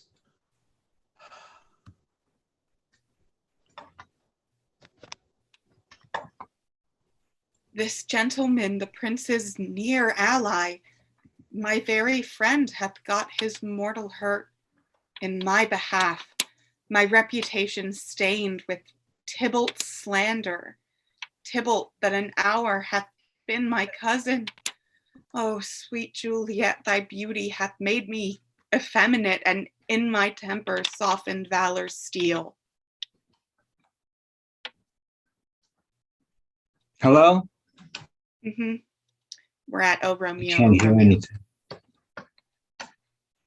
Can't hear. While Michael deals with that. Oh, Romeo, brave Mercutio is dead. That gallant spirit hath aspired the clouds, which too untimely here did scorn the earth. This day's black fate on mo days both depend. This but begins. The woe others must end. Here comes the furious Tybalt back again. He gone in triumph and Mercutio slain. Away to heaven, respective lenitae, and fire and fury be my conduct now. Now, Tybalt, take the villain back again. That late thou gavest me for Mercutio's soul is but a little way above our heads. Staying for thine to keep him company, either thou or I or both must go with him. Thou wretched boy that didst consort him here, shalt with him hence. This shall determine that.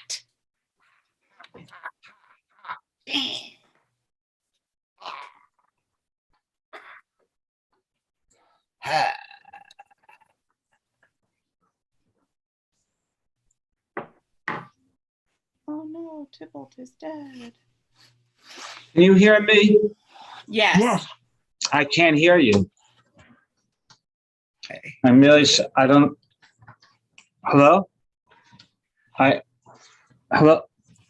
Okay, Yeah. I'm gonna read Benvolio. Now I hear you. Now I Okay, hear you. you. I'm really All right. sorry, guys. That's I totally apologize. fine. No problem. I don't even know where we are Technical now. I went out and came back in. I don't know what happened to my sound. I don't know what Tybalt happened. just but- died. We're All right, page so let me get to the 71. page. Page 71, Michael.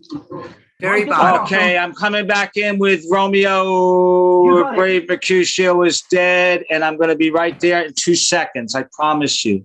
Gotcha. No problem. You can go with Okay, I'm Romeo just away, trying be to- gone after Tybalt is dead. All right, I'm going to just go like, I have to get the screen small. There. Okay, now I can go like this. Now I can go like this. And you just came on. Oh, Romeo, Brave Mercutio is dead. That gallant no. spirit. Is that Nope, it? we're past that. Tybalt is Oh. dead. Tybalt is And I already did dead. that. This is the worst reading I've ever given in my life. All right, It's where are okay. we going? All right, it's horrible. Bottom All of- right, it's- where are we Michael, starting? Michael, quiet. Bottom of page 71. Tybalt falls. Romeo, away, be gone. The citizens are up and Tybalt slain. Stand not amazed. The prince will doom thee death if thou art taken. Hence, be gone away. Oh, I am fortune's fool. Why dost thou stay? Which way ran he that killed Mercutio? Tybalt, that murderer, which way ran he? There lies that Tybalt. Up, sir, go with me. I charge thee. In the prince's name, obey. Where are the vile beginners of this fray? Noble prince, I can discover all, the unlucky manage of this fatal brawl. There lies the man slain by young Romeo that slew thy kinsman, brave Mercutio. Tybalt, my cousin? Oh, my brother's child. Oh, prince. Oh, cousin. Husband. Oh, the blood is spilled of my dear kinsman.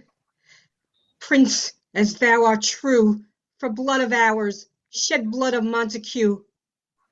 Oh, cousin, cousin. Benvolio, who began this fray? Tybalt here slain, who Romeo's hand did slay. Romeo that spoke him fair, bid him bethink how nice the quarrel was, and urged with all. Your high displeasure, all this uttered with gentle breath, calm look, knees humbly bowed, could not take truce with the unruly spleen of Tybalt's death to peace, but that he tilts with piercing steel at bold Mercutio's breast, who all is hot, turns deadly point to point, and with a martial scorn, with one hand beats cold death aside, and with the other sends it back to Tybalt, whose dexterity retorts it.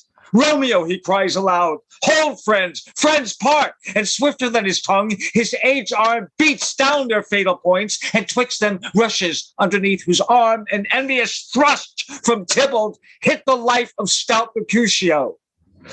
And then Tybalt fled.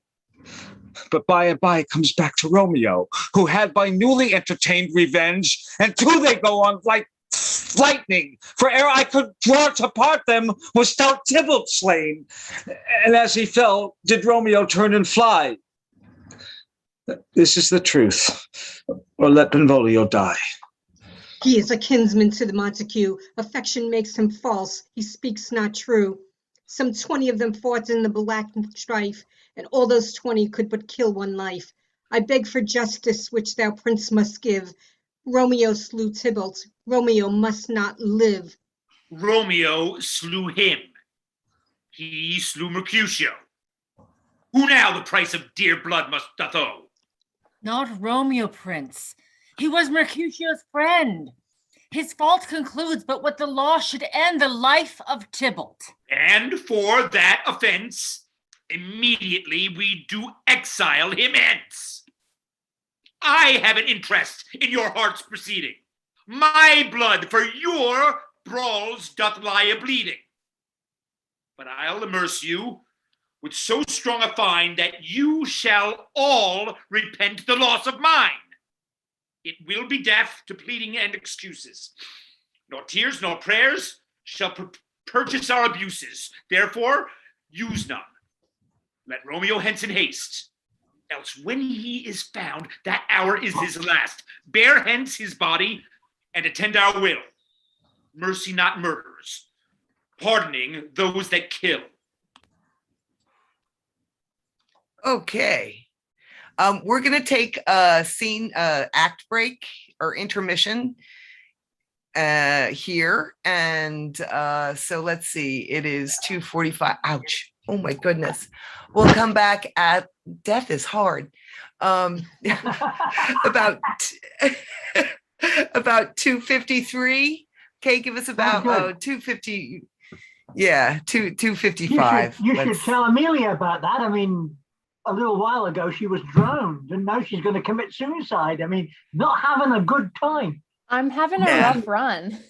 Yeah, Oh, it's a bit more gentle. On stage death is awesome. It truly is. Yeah, so we'll start up again at 2:55 just to give it a little bit of time. See you all then. Yes. So yeah, one of my favorite parts was part of Old Sally and Oliver. 7 lines in a death scene. Ah, yes, great. Yes, And they you called him milked it. Oliver. Ah.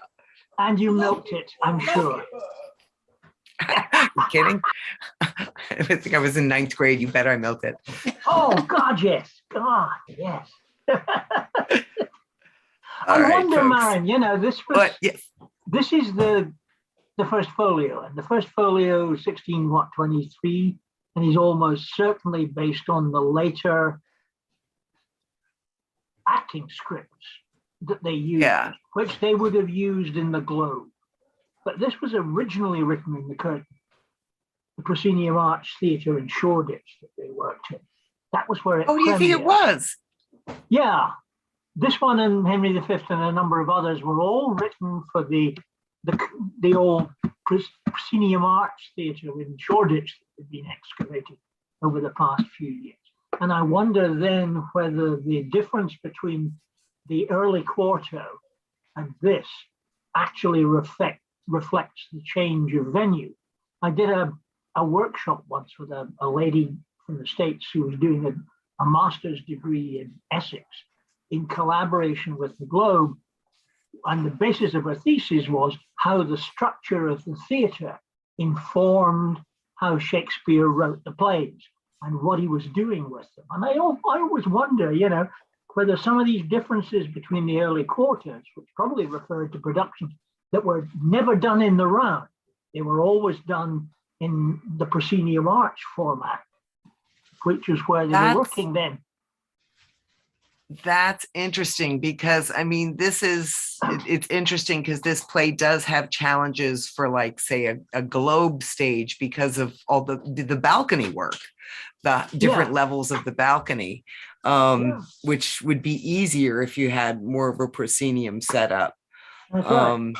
But I bet they thrust out from the front of their proscenium. I bet they came out a bit. I don't think they've got a great deal. What they do know is that the stage width was 40 meters, which is the same as the stage width of the Globe.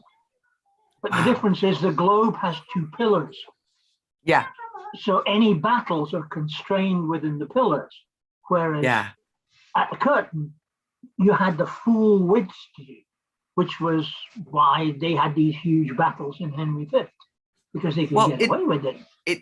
I mean, space definitely does impact it. I mean, because I love doing this. Like the first time I directed this, and I didn't use any blackouts. Yeah. And there's that silly musician scene coming Yeah, up. yeah. That and it's like, what the hell is this scene here for? Mhm. But what it's there for is so that it covers dealing with Juliet's body. Yeah. Because Juliet dies on stage. If somebody dies on stage, you have to deal with that body. And so that it's like I had my actors come up and like they held up just a little sort of like shroud behind which, you know, then the body was prepared for death and laid in state. Yeah.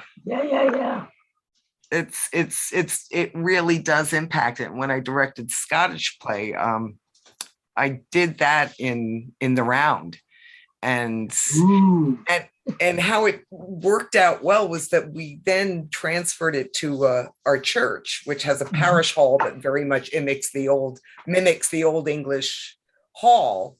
And so we did it like with people on the sides and it just is like, oh, it works so well. Because my wife and I did George and Martha and Virginia Woolf. And when we first did it, we did it in the round. And there's a big scene where Martha's lying on the sofa and George is perambulating about. Now, when we did it in the round, George is the focus of that scene. But then we moved it to a proscenium arch theatre. And when we did it there, with George going back and forward and Martha lying on the sofa, Martha is the focus of the scene. Completely changes the structure and where the emphasis goes. It's magic.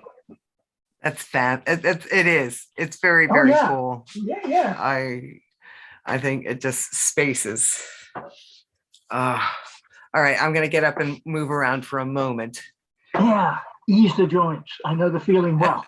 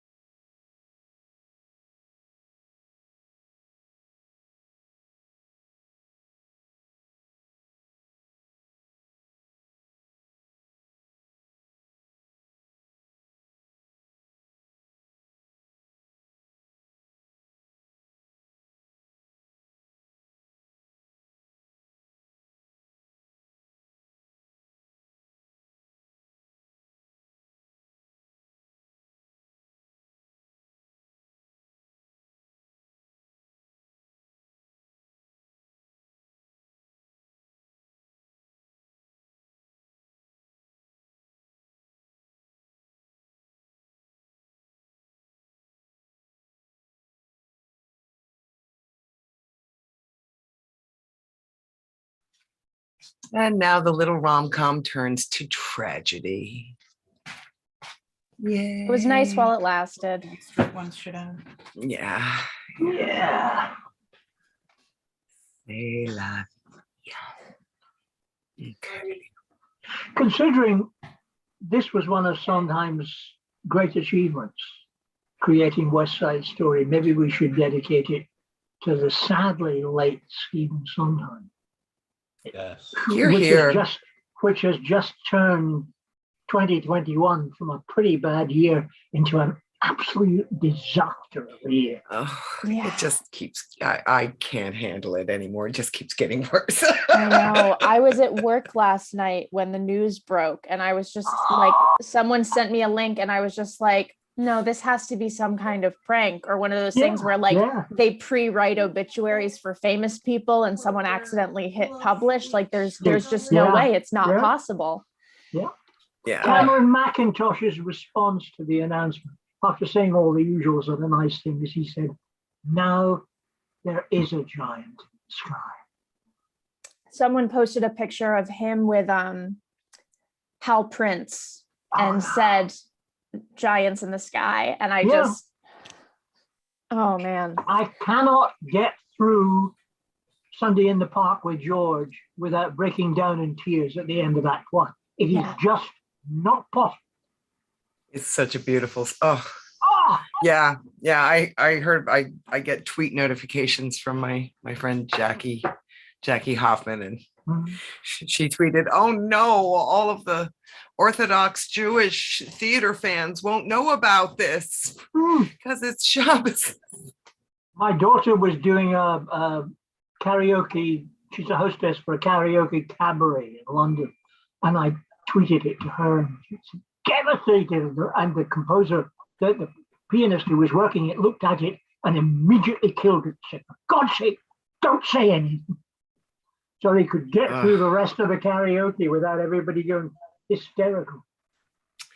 All right, so we shall dedicate this to the wonderful legacy of Stephen Sondheim.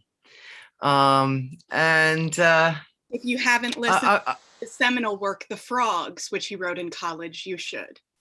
I have not. Yeah, Marnie and adding Paul that are to my some of to-do the only list. people who know it. Oh yeah, that's a good one. Yes, like that one. And by the way, I was the very first musical that the young woman who is playing the current Maria, the very first musical she was in, I was in with her. So she's a good Rachel kid. Zegler? Yeah, she's a good kid. Everyone who's done theater in North Jersey knows Rachel Zegler. It's crazy. It's my favorite thing. I'll just be scrolling through Instagram and one of my friends posts something and I see that she's commented on it. It's like, oh my God, miss you so much. And I'm like, everyone. I was in a play back in June with Interact, and like at the last week of rehearsals, I was talking to the other actor in it. He was like, yeah, this news about this new Snow White movie, like I feel like, I don't know, it's crazy, but I'm excited because my friend Rachel's going to be in it. And I was like, Rachel Zegler? He was like, yeah, she played my daughter a couple of years ago. Oh God. All righty. So let's go back to here we are. We're Actus whatever 3, scene 2. And here we go. Gallop apace, you fiery-footed steeds, toward Phoebus' lodging. Such a wagoner as Phaeton would whip you to the west and bring in cloudy night immediately. Spread thy close curtain love-performing night, that runaway's eyes may wink, and Romeo leap to these arms. Untalked of and unseen, lovers can see to do their amorous rites, and by their own beauties. Or if love be blind, it best agrees with night. Come, civil knight, thou sober-suited matron all in black, and learn me how to lose a winning match, played for a pair of stainless maidenhoods. Hood my unpenned blood bathing in my cheeks with thy black mantle till strange love grow bold. Think true love acted simple modesty. Come night, come Romeo, come thou day in night, for thou wilt lie upon the wings of night, whiter than new snow upon a raven's back. Come, gentle knight, come, loving black-browed knight. Give me my Romeo, and when I shall die, take him and cut him out in little stars, and he will make the face of heaven so fine that all the world will be in love with night and pay no worship to the garish sun. Oh, I have bought the mansion of a love, but not possessed it, and though I am sold, not yet enjoyed. So tedious is this day, as is the night before some festival to an impatient child that hath new robes and may not wear them. Oh, here comes my nurse, and she brings news, and every tongue that speaks but Romeo's name speaks heavenly eloquence. Now, nurse, what news? What hast thou there, the cords that Romeo bid thee fetch? Aye, the cord. Ay me, what news? Why dost thou wring thy hands? Oh, well a day. He's dead. He's dead. We are undone, lady. We are undone. Alack the day. He's gone. He's killed. He's dead. Can heaven be so envious? Romeo can, though heaven cannot. Oh, Romeo. Romeo. Whoever would have thought it? Romeo. What devil art thou that dost torment me thus? This torture should be roared in dismal hell. Hath Romeo slain himself? Say thou but I, in that bare vowel I shall poison more than the death-darting eye of cockatrice. I am not I, if there be such an eye, or those eyes shot that makes the answer I. If he be slain, say I, or if not, no. Brief sounds determine of my weal or woe. I saw the wound. I saw it with mine eyes. God save the mark here on his manly breast. Piteous course, a bloody piteous course. Pale, pale as ashes, all bedaubed in blood, all in gore blood. I sounded at the sight. Oh, break my heart. Poor bankrupt, break at once to prison eyes, ne'er look on liberty. Vile earth to earth resign, end motion here, and thou and Romeo press on a heavy bier. Oh, Tybalt, Tybalt, the best friend I had. Oh, courteous Tybalt, honest gentleman, that ever I should live to see thee dead. What storm is this that blows so contrary? Is Romeo slaughtered? And is Tybalt dead? My dearest cousin and my dearer lord. Then dreadful trumpets sound the general doom, for who is living if those two are gone? Tybalt is gone, and Romeo banished. Romeo that killed him is banished. Oh, God. Did Romeo's hand shed Tybalt's blood? It did, alas, the day it did. Oh, serpent heart hid with a flowering face.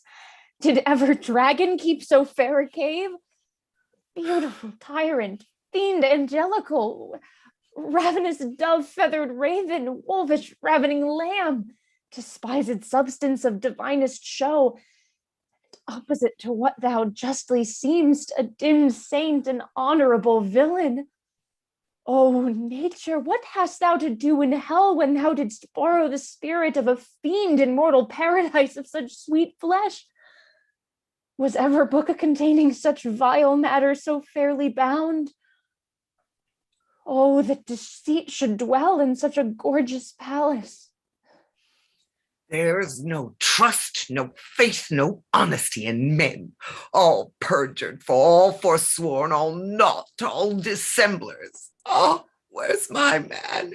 Oh, give me some aquavitae. Oh, these griefs, these woes, these sorrows make me old. Shame come to Romeo. Blistered be thy tongue for such a wish. He was not born to shame. Upon his brow shame is ashamed to sit, for 'tis a throne where honor may be crowned, sole monarch of the universal earth. Oh, what a beast was I to chide him! You speak well of him that killed your cousin. Shall I speak ill of him that is my husband? Oh, poor my lord, what tongue shall smooth thy name when I, thy 3 hours wife, have mangled it? But wherefore, villain, didst thou kill my cousin? That villain cousin would have killed my husband. Back, foolish tears, back to your native spring. Your tributary drops belong to woe, which you mistaking offer up to joy.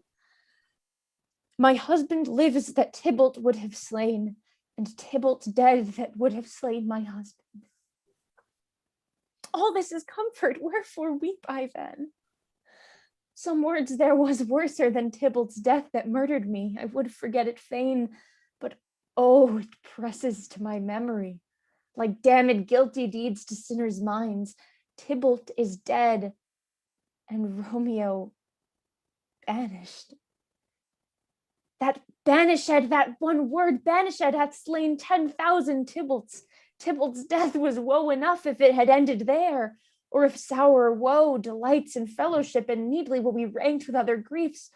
Why followed not when she said, Tybalt's dead, thy father or thy mother, nay, or both, which modern lamentation might have moved, but which a reward following Tybalt's death. Romeo is banished. To speak that word is father, mother, Tybalt, Romeo, Juliet, all slain, all dead. Romeo is banished. There is no end, no limit, measure, bound in that word's death. No words can that woe sound. Where is my mother and my father, nurse? Weeping and wailing over Tybalt's corse. Will you go to them? I will bring you thither. Wash they his wounds with tears. Mine shall be spent when theirs are dry for Romeo's banishment. Take up those cords. Poor ropes, you are beguiled, both you and I, for Romeo is exiled. He made you for a highway to my bed, but I, a maid, die maiden, widowed. Come cord, come nurse, all to my wedding bed, and death, not Romeo, take my maiden head. Oh, hie you to your chamber. I'll find Romeo to comfort you. I wot well where he is. Hark ye, your Romeo will be here tonight. I'll to him.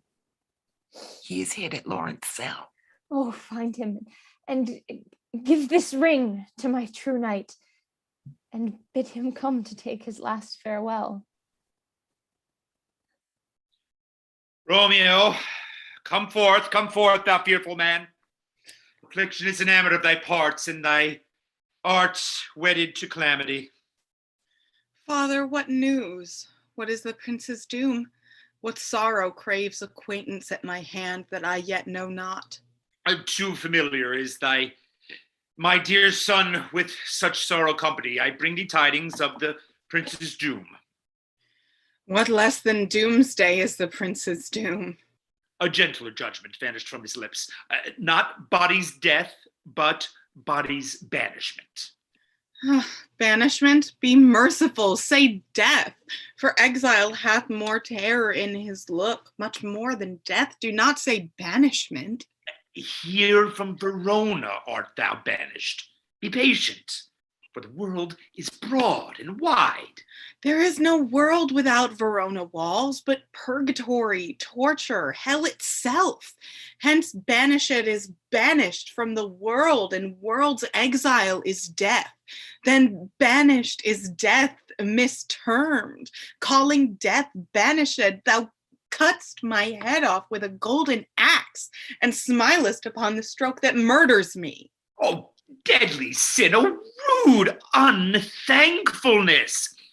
Thy fault our law calls death, but the kind prince taking thy part hath rushed aside the law and turned that black word death to banishment. This is dear mercy, and thou seest it not. 'Tis torture and not mercy. Heaven is here where Juliet lives, and every cat and dog and little mouse, every unworthy thing, live here in heaven and may look on her, but Romeo may not. More validity, more honorable state, more courtship lives in carrion flies than Romeo. They may seize on the white wonder of dear Juliet's hand and steal immortal blessings from her lips, who even in pure and vestal modesty still blush as thinking their own kisses sin. This may flies do when I from this must fly, and sayst thou yet that exile is not death? But Romeo may not, he is banished. Hadst thou no poison mixed, no sharp ground knife, no sudden mean of death, though near so mean, but banished to kill me, banished? O Friar, the damned use that word in hell, howlings attends it. How hast then the heart, being a divine, a ghostly confessor, a sin absolver, and my friend professed, to mangle me with that word? Then, Banished. fond madman, hear me speak. Oh, thou wilt speak again of banishment. I'll give thee armor to keep off that word. Adversity's sweet milk, philosophy to comfort thee, though thou art banished. Yet banished, hang up philosophy, unless philosophy can make a Juliet, displant a town, reverse a prince's doom. It helps not, it prevails not. Talk no more. Oh, I see then that madmen have no ears. How should they, when wise men have no eyes? Let me despair with thee of thy estate. Thou canst not speak of that ye dost not feel. Wert thou as young as Juliet, my love, an hour but married, Tybalt murdered, doting like me, and like me banished, then mightest thou speak, then mightest thou tear thy hair and fall upon the ground as I do now, taking the measure of an unmade grave. Rise, one knocks. Good Romeo, hide thyself. Not I, unless the breath of heartsick groans must mist-like enfold me from the search of eyes. Hark how they knock! Who's there? Romeo, rise. Thou wilt be taken. Stay a while. Stand up. Run to my study. By and by. Bye-bye. God's will. What simplest is this? I come. Who knocks so hard? Whence come thou? What's your will? Oh, let me come in. Oh, and you shall know my errand. I come from Lady Juliet. Welcome, then. Oh, holy friar, oh, tell me, holy friar, where's my lady's lord? Where's Romeo? There on the ground, with his own tears made drunk. Oh, he is even in my mistress' case, just in her case. Oh, woeful sympathy. Piteous predicament, in so lies she, blubbering and weeping and blubbering. Stand up and you be a man. For Juliet's sake, for her sake, rise and stand. Why should you fall into so deep and oh? Nurse? Ah, sir, death's the end of all. Speak'st thou of Juliet? How is it with her? Doth she not think me an old murderer, now I have stained the childhood of our joy with blood removed but little from her own? Where is she, and how doth she, and what says my concealed lady to our concealed love? Oh, she says nothing, sir, but weeps, and now falls on her bed, and then starts up, and Tybalt calls, then on Romeo cries, and then down falls again. As if that name shot from the dead level of a gun did murder her, as that name's cursed hand murdered her kinsman. Oh, tell me, friar, tell me, in that vile part of this anatomy, doth my name lodge? Tell me, that I may sack the hateful mansion. Hold thy desperate hand. Art thou a man? Thy form cries out thou art. Thy tears are womanish. Thy wild acts denote the unreasonable fury of a beast. Unseemly woman in a seeming man, and ill-beseeming beast in seeming both. Thou hast amazed me. By my holy order, I thought thy disposition better tempered. Hast thou slain Tybalt? Will thou slay thyself? And slay thy lady that in thyself lies, by doing damned hate upon thyself? Why railst thou on thy birth, the heaven and earth? Since birth, and heaven and earth, all three do meet in thee at once, which thou at once wouldst lose. Fie, thou shamest thy shape, thy love, thy wit, which like a usurer bounced in all, and used none in that true use indeed. Which should respect thy shape, thy love, thy wit. Thy noble shape is but a form of wax, digressing from the valor of a man. Thy dear love, sworn but hollow perjury, killing that love which thou hast vowed to cherish. Thy wit, that ornament to shape and love, misshapen in the conduct of them both, like a powder in a skilless soldier's flask. It is set fire by thine own ignorance, and thou dismembered with thine own defense. What? Rouse thee, man. Thy Juliet is alive, for whose dear sake thou wast but lately dead. There art thou happy. Tybalt would kill thee, but thou slewest Tybalt. There art thou happy. The law that threatened thy death became thy friend and turned to exile. There art thou happy. A pack or blessing light upon thy back. Happiness courts thee in her best array, but like a misshaped and sullen wench, thou puttest thy fortune and thy love. Take heed, for such die miserable. Go thee, get thee to thy love, as was decreed. Ascend her chamber, hence and comfort her, but look thou stayst not till the watch be sent, and then thou canst not pass to Mantua, where thou shalt live till we can find a time to blaze your marriage, reconcile your friends, and beg pardon from the prince, and call thee back with 1,000 times more joy than thou wentst forth in lamentation. Go before, nurse.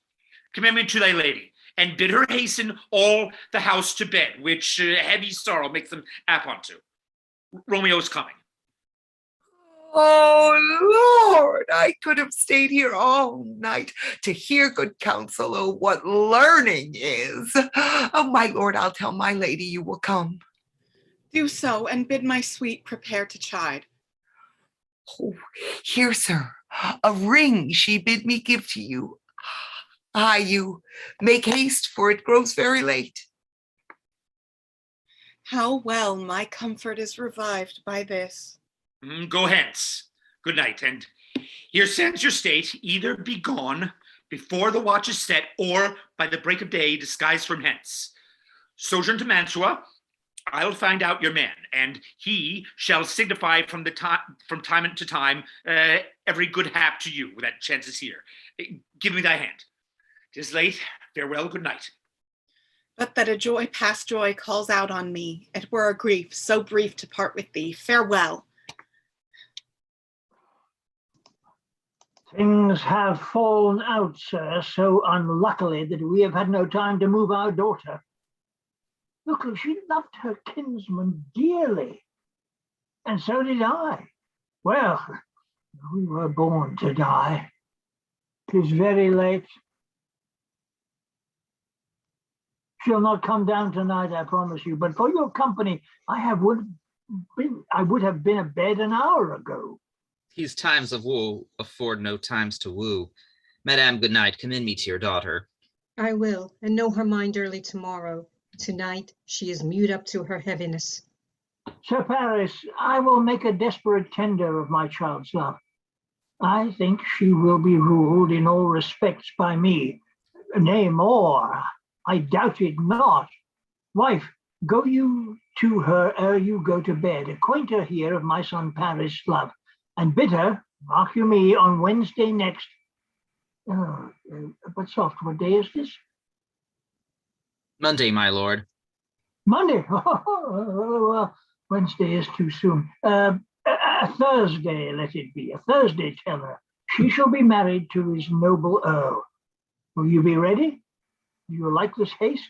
We'll keep no great ado, a friend or two, for hark you, Tybalt being slain so late, it might be thought we held him carelessly, being our kinsman, if we revel much. Therefore, we'll have some 6 friends and they're an end. But what say you to Thursday? My lord, I would that Thursday were tomorrow. Well, get you gone. A Thursday be it then. Go you to Juliet ere you go to bed. Prepare her, wife, against this wedding day. Farewell, my lord. Light to my chamber, ho! For me it is so late that we may call it early by and by. Good night.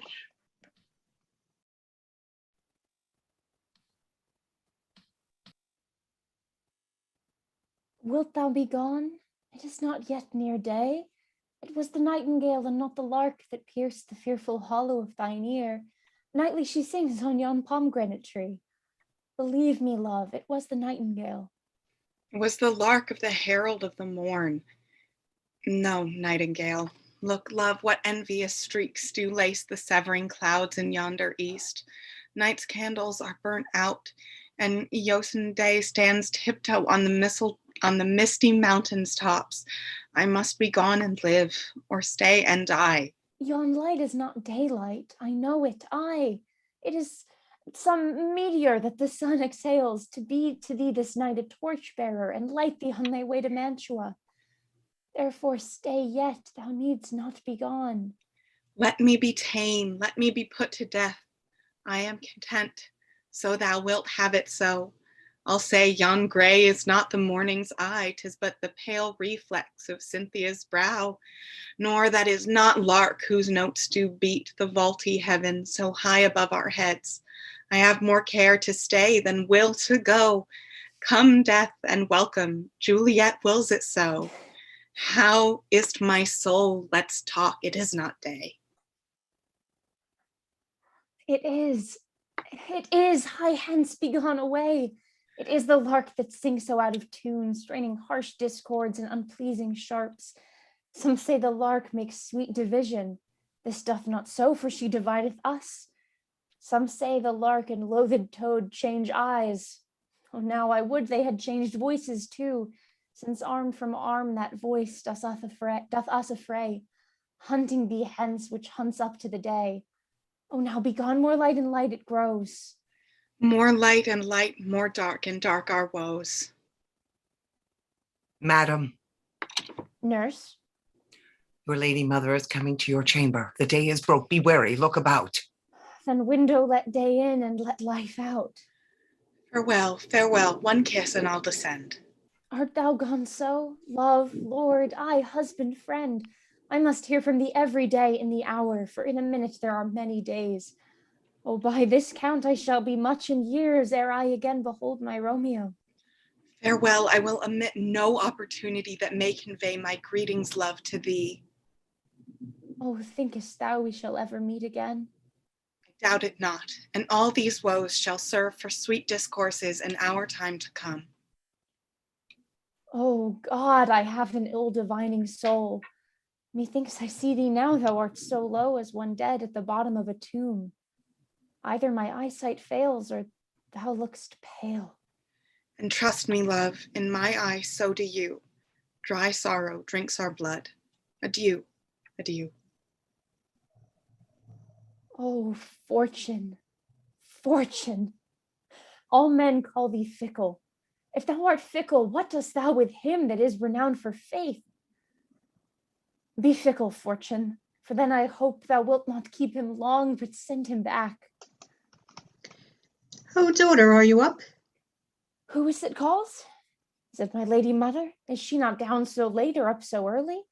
What unaccustomed cause procures her hither? Why, how now, Juliet?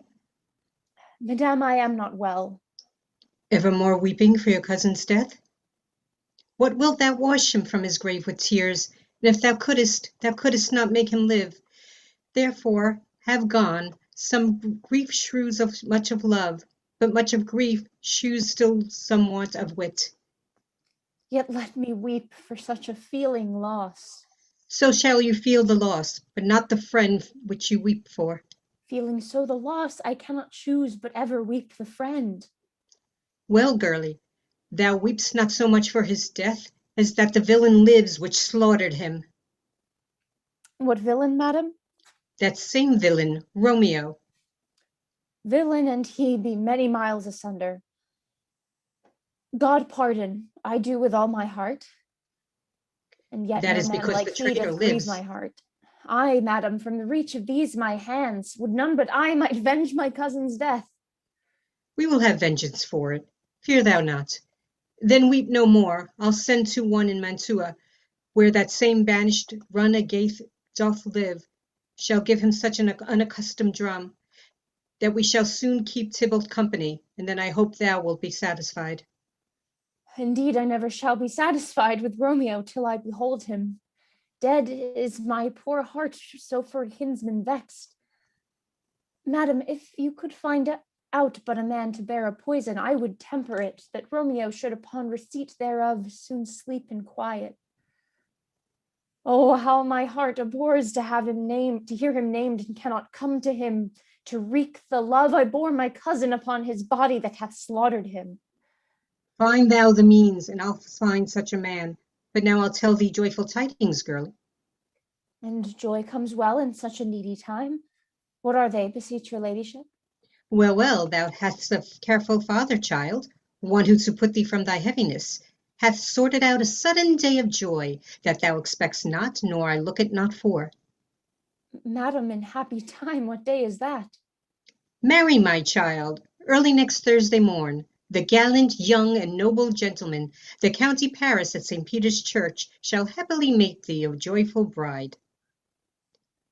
Now by St. Peter's Church, and Peter too, he shall not make me there a joyful bride.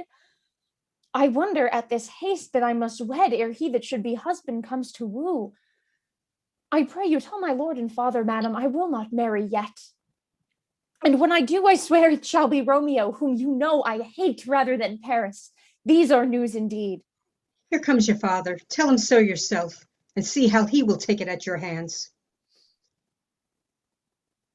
When the sun sets, the earth doth drizzle dew, but for the sunset of my brother's son, it rains downright.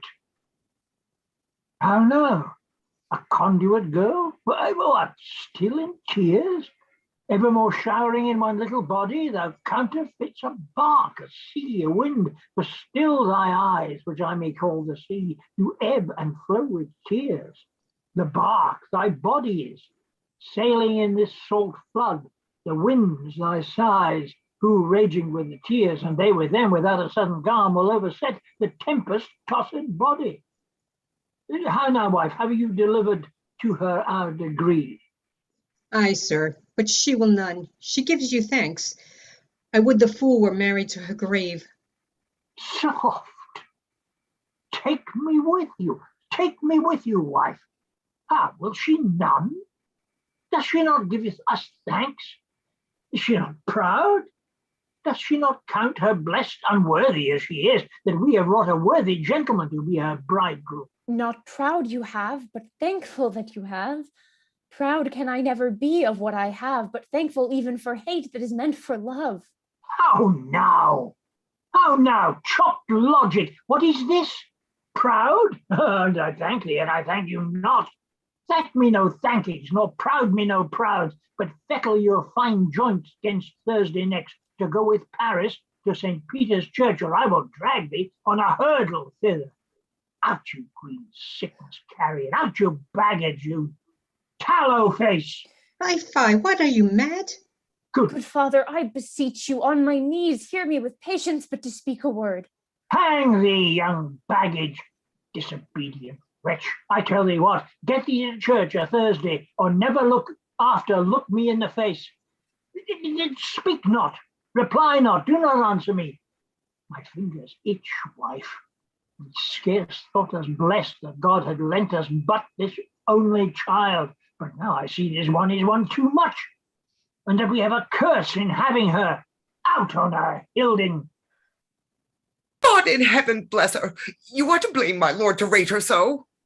And why, my lady Wisdom? Hold your tongue. Good prudence, smatter with your gossip. Go. I speak no treason. Father O'Goddicaden, may not one speak. Ah, peace, you mumbling fool. Utter your gravity or a gossip's bowls, for here we heeded not. You are too hot. God's bread! It makes me mad. day, night, hour, ride, time, work, play, alone in company. Still my care hath been to have a match. And having now provided a gentleman of noble parentage, of fair demean, youthful, and nobly allied, stuffed, as they say, with honourable parts, proportioned as one's thought would wish a man, and then to have a wretched, puling fool, a fining mammoth in her fortune's tender to answer, I'll not wed, I cannot love, I am too young, I pray you pardon me. But, and you will not wed, I'll pardon you, graze where you will, you shall not house with me. Look to it, think on't, I do not use to jest. Thursday is near, lay hand on heart, advise, and you be mine, I'll give you to my friend, and you be not hang, beg, starve, die in the streets, for by my soul I'll ne'er acknowledge thee, nor what is mine shall never do thee good. Trust to it, bethink you, I'll not be forsworn. Is there no pity sitting in the clouds that sees into the bottom of my grief? Oh, sweet my mother, cast me not away, delay this marriage for a month, a week, or if you do not, make the bridal bed in that dim monument where Tybalt lies. Talk not to me, for I'll not speak a word. Do as thou wilt, for I am done with thee. Oh God, oh nurse, how shall this be prevented? My husband is on earth, my faith in heaven. How shall that faith return again to earth unless that husband send it me from heaven by leaving earth? Comfort me, counsel me. Alack, alack that heaven should practice stratagems upon so soft a subject as myself. What sayst thou? Hast thou not a word of joy? Some comfort, nurse. Faith, here it is. Romeo is banished, and all the world to nothing. That he dares ne'er come back to challenge you, or if he do, it needs be by stealth. Then, since the case so stands as now it doth, I think it best you married with the Countie. Oh, he's a lovely gentleman.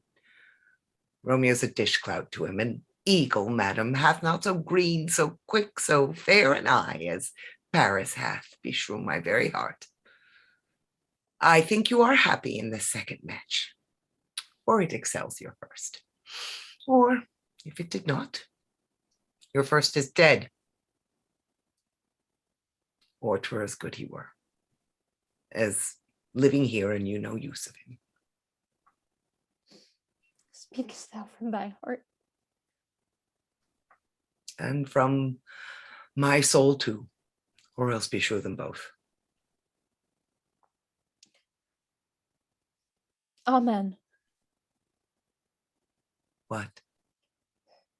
Well, thou hast comforted me marvelous much.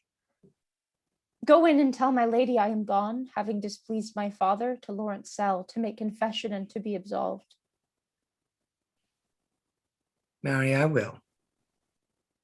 And this is wisely done. Ancient damnation! O most wicked fiend! It is more sin to wish me thus forsworn, or to dispraise my lord with that same tongue which he hath praised him with above compare so many thousand times. Go, counselor, thou and my bosom henceforth shall be twain. I'll to the friar to know his remedy. If all else fail, myself have power to die. On Thursday, sir. The time is very short.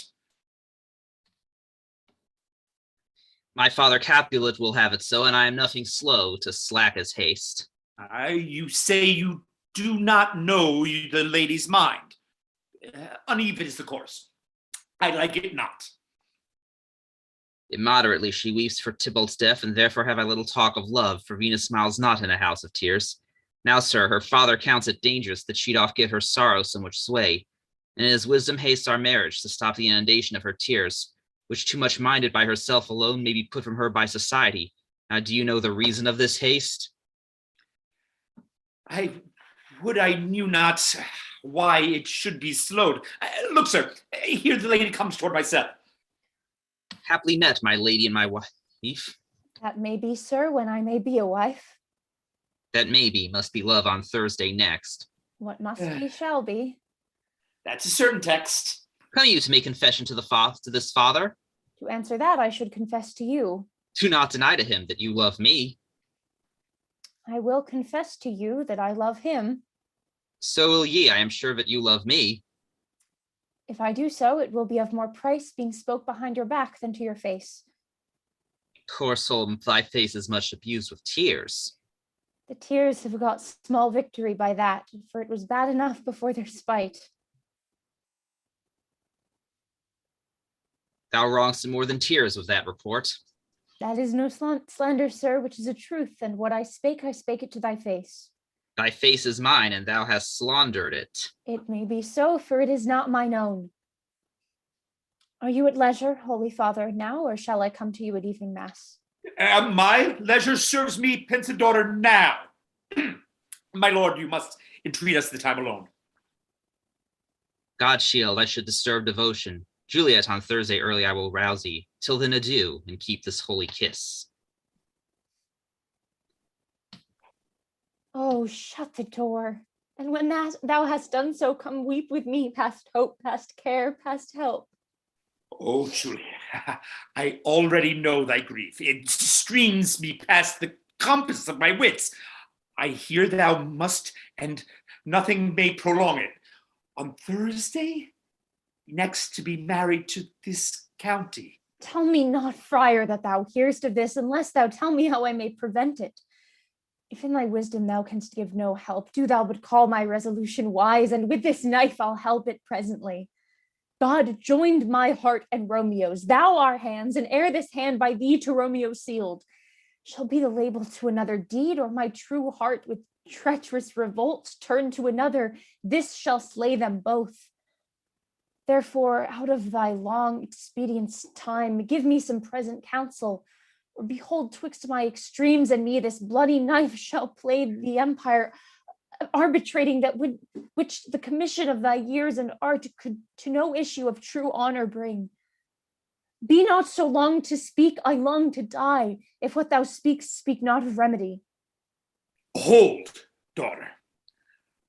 I do spy a kind of hope, which craves as desperate an execution as that is desperate, which we would prevent. If rather than to marry County Paris, thou hast the strength of will to stay thyself, then is it likely thou wilt undertake a thing like death, to chide away the shame that copes with death himself to scrape for it?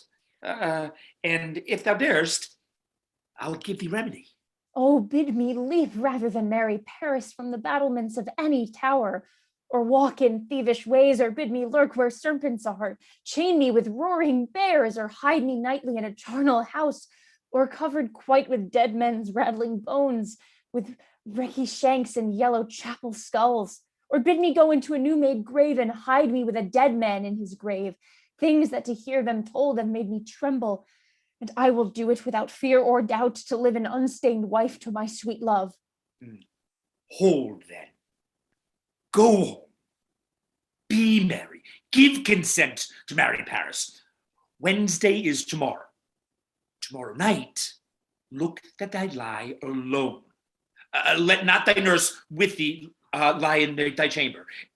Take thou this vial, being then in bed, and this distilling liquor drink thou off, when presently, though, through all thy veins shall run a cold and drowsy humor, for no pulse shall keep his native progress, but surcease. No warmth, no breath shall testify thy livest.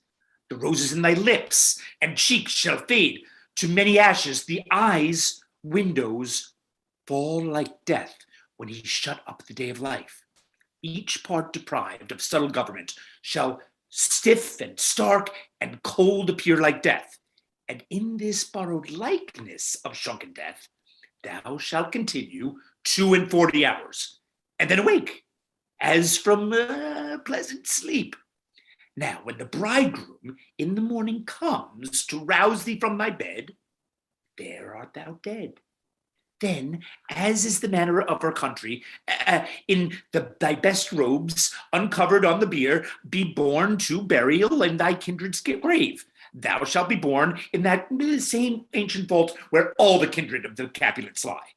In the meantime, against thou shalt awake, shall Romeo by my letters know our drift, and hither shall he come, and that very night shall Romeo bear thee hence to Mantua, and this shall free thee from thy present shame, if no inconsistent toy nor womanish fear abate thy valor in the acting it.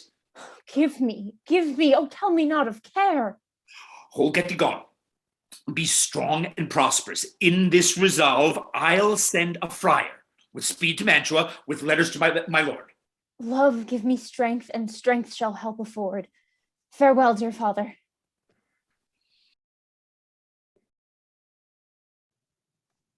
So many guests and inviters here are rich. Sirrah, go hand me 20 cunning cooks.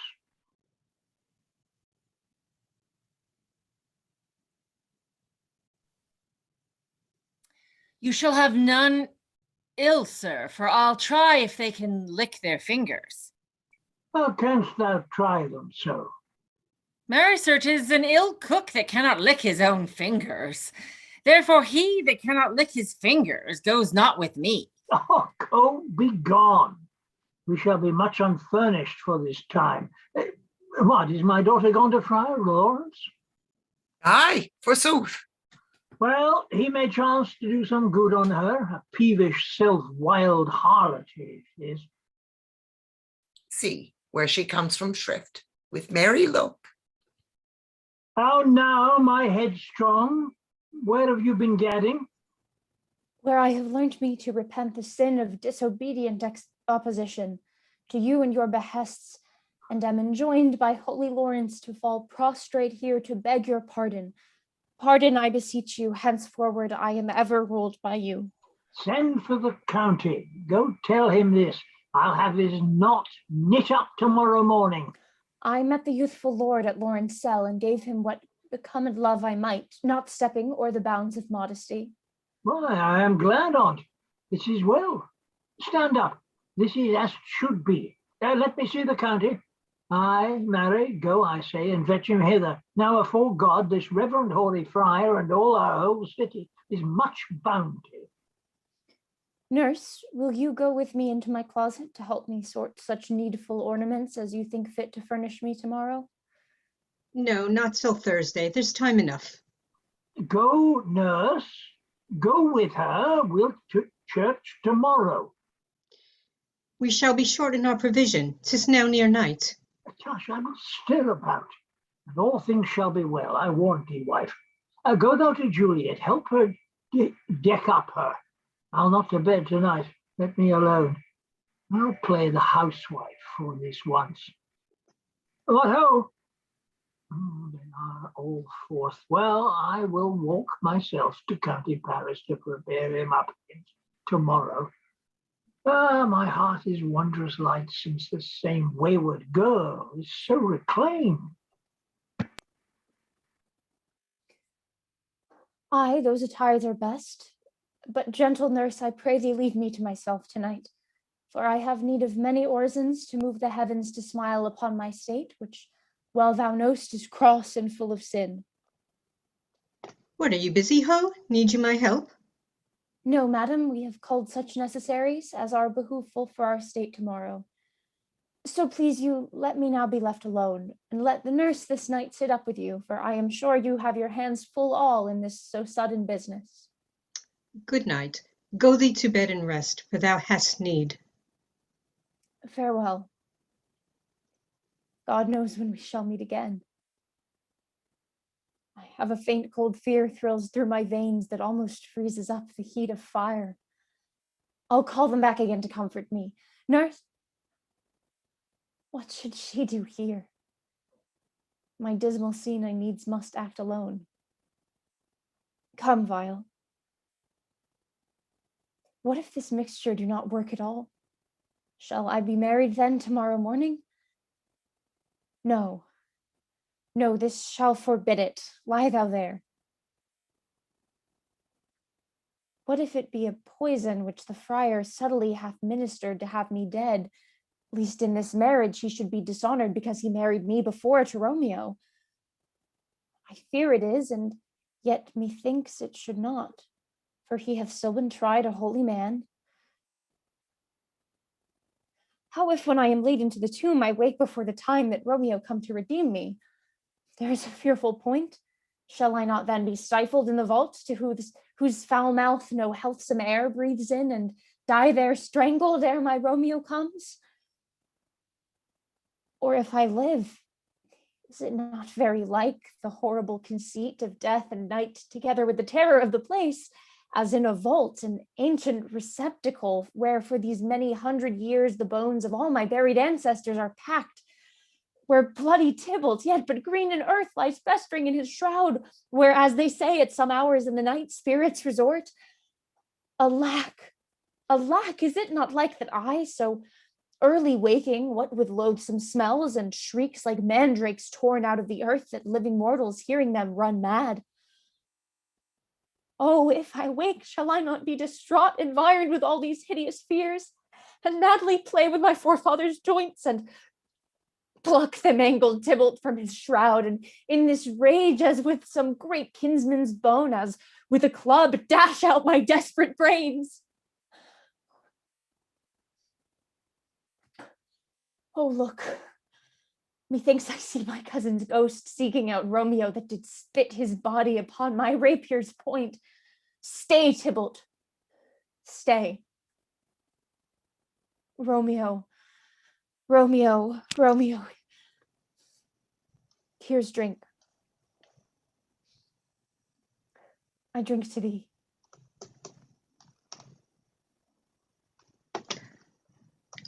Hold, take these keys and fetch more spices, nurse. They call for dates and quinces in the pastry. Come, stir, stir, stir. The second cock hath crowed. The curfew bell hath rung. 'Tis 3 o'clock. Look to the baked meats, good Angelica. Spare not for cost. Oh, go, you cut queen, go. Get you to bed. Faith, you'll be sick tomorrow for this night's watching. No, not a whit, one. I have watched her now all night for less cause and ne'er been sick. Ah, you have been a mouse hunt in your time, but I will watch you from such watching now.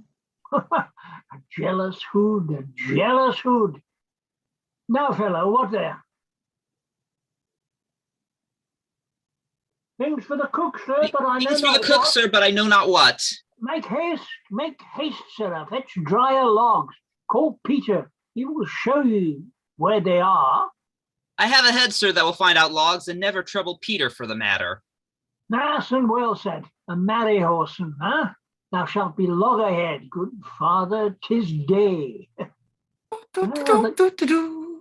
The county will be here with music straight, for so he said he would. I hear him near. Nice. Nurse, wife, what ho? What nurse, I say? Look, go waken Juliet. Go and trim her up. I'll go and chat with Paris. Hi, make haste. Make haste. The bridegroom, he has come already. Make haste, I say. Mistress? What mistress? Juliet? Fast, I warrant her, she. Why, lamb. Why, lady. Fie, you slug a bed. Why, love, I say? Madam? Sweetheart? Why, bride? What, not a word? Oh, you take your penny's worth now, sleep for a week. For the next night, I warrant the county Paris hath set up his rest, that you shall rest but little, God forgive me. Oh, Mary and amen, how sound is she asleep? I must needs wake her. Madam, madam, madam. Aye, let the county take you in your bed. He'll fright you up in faith. Will it not be? What? Dressing in your clothes and down again. I must needs wake you, lady. Lady. Lady. Alas, alas, help, help, my lady's dead. Oh, well a day that ever I Death is here. Oh, lamentable day! What is the matter? Look! Look, oh heavy day! Oh me! Oh me, my child, my only life! Revive! Look up, or I would die with thee! Help! Help! Call help! For shame! Bring Juliet forth! Her lord is come. She's dead! Deceased! She's dead! Alack the day! Alack the day! She's dead! She's dead! She's dead! Huh? Let me see her. At last. She's cold. Her blood is settled and her joints are stiff. Life and these lips have long been separated. Death lies on her like an untimely frost upon the sweetest flower of all the field. Oh, lamentable day! Oh, woeful time! Death that hath ta'en her hence to make me wail ties up my tongue and will not let me speak. Come, is the bride ready to go to church? Ready to go, but never to return. O son, the night before thy wedding day hath death lain with thy wife. Here she lies, flower as she was, deflowered by him. Death is my son-in-law. Death is my heir. My daughter he hath wedded. I will die and leave him all life living. All is death. Have I thought long to see this morning's face, and doth it give me such a sight as this? Cursed, unhappy, wretchful, hateful day, most miserable hour that ere time saw, in lasting labor of his pilgrimage, but one poor and loving child, but one thing to rejoice and solace in, and cruel death hath catched from my sight. Oh, woe, oh, woe, oh, woeful, woeful, woeful day. Most lamentable day, most woeful day that ever I did yet behold. Oh, day, oh, day, oh, day, oh, hateful day. Never was seen so black a day as this. Oh, woeful day, oh, woeful day.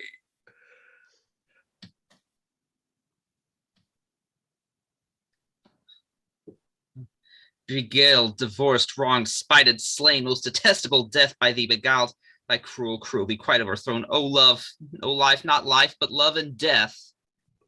Despised, distressed, hated, martyred, killed. Uncomfortable time. Why camest thou now to murder our solemnity? Oh, child, oh, child, soul, and not my child. Death art thou. Alack, my child is dead. And with my child, my joys are bivvied. Peace, ho, for shame! Confusions. Care lives not in these confusions. Heaven and yourself had part in this fair maid. Now, heaven hath all, and all the better is it for the maid. Your part in her could not keep from death, but heaven keeps his part in eternal life. The most you sought was her promotion, for 'twas your heaven she should advance. And weep ye now, seeing she is advanced above the clouds, as high as heaven itself? Oh, in this is love. You call of your child so ill that you run mad, seeing that she is well? She's not well married, but that lives married long, but she's best married that dies married young. Dry up your tears and stick your rosemary on this fair course, and, as the custom is, in her best array, bear her to church. For though some nature bids us lament, yet nature's tears are reason's merriment. All things that we ordained festival turn from their office to black funeral. Our instruments to melancholy bells, a wedding cheer to a sad burial feast, our solemn hymns to sullen dirges change. Our bridal flowers serve for a buried course, as all things change them to the contrary. Sir, go you in, and madam, go with him. And go, Sir Paris, everyone prepare to follow this fair course unto her grave. The heavens do lower upon you for some ill. Move them no more by crossing their high will.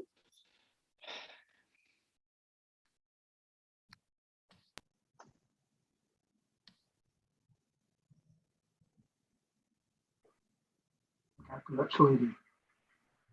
Michael, you're muted. My line, faith we may put up our pipes and be gone. Honest good fellows, put up. For well you know this is a pitiful case. Aye, by my troth, the case may be amended.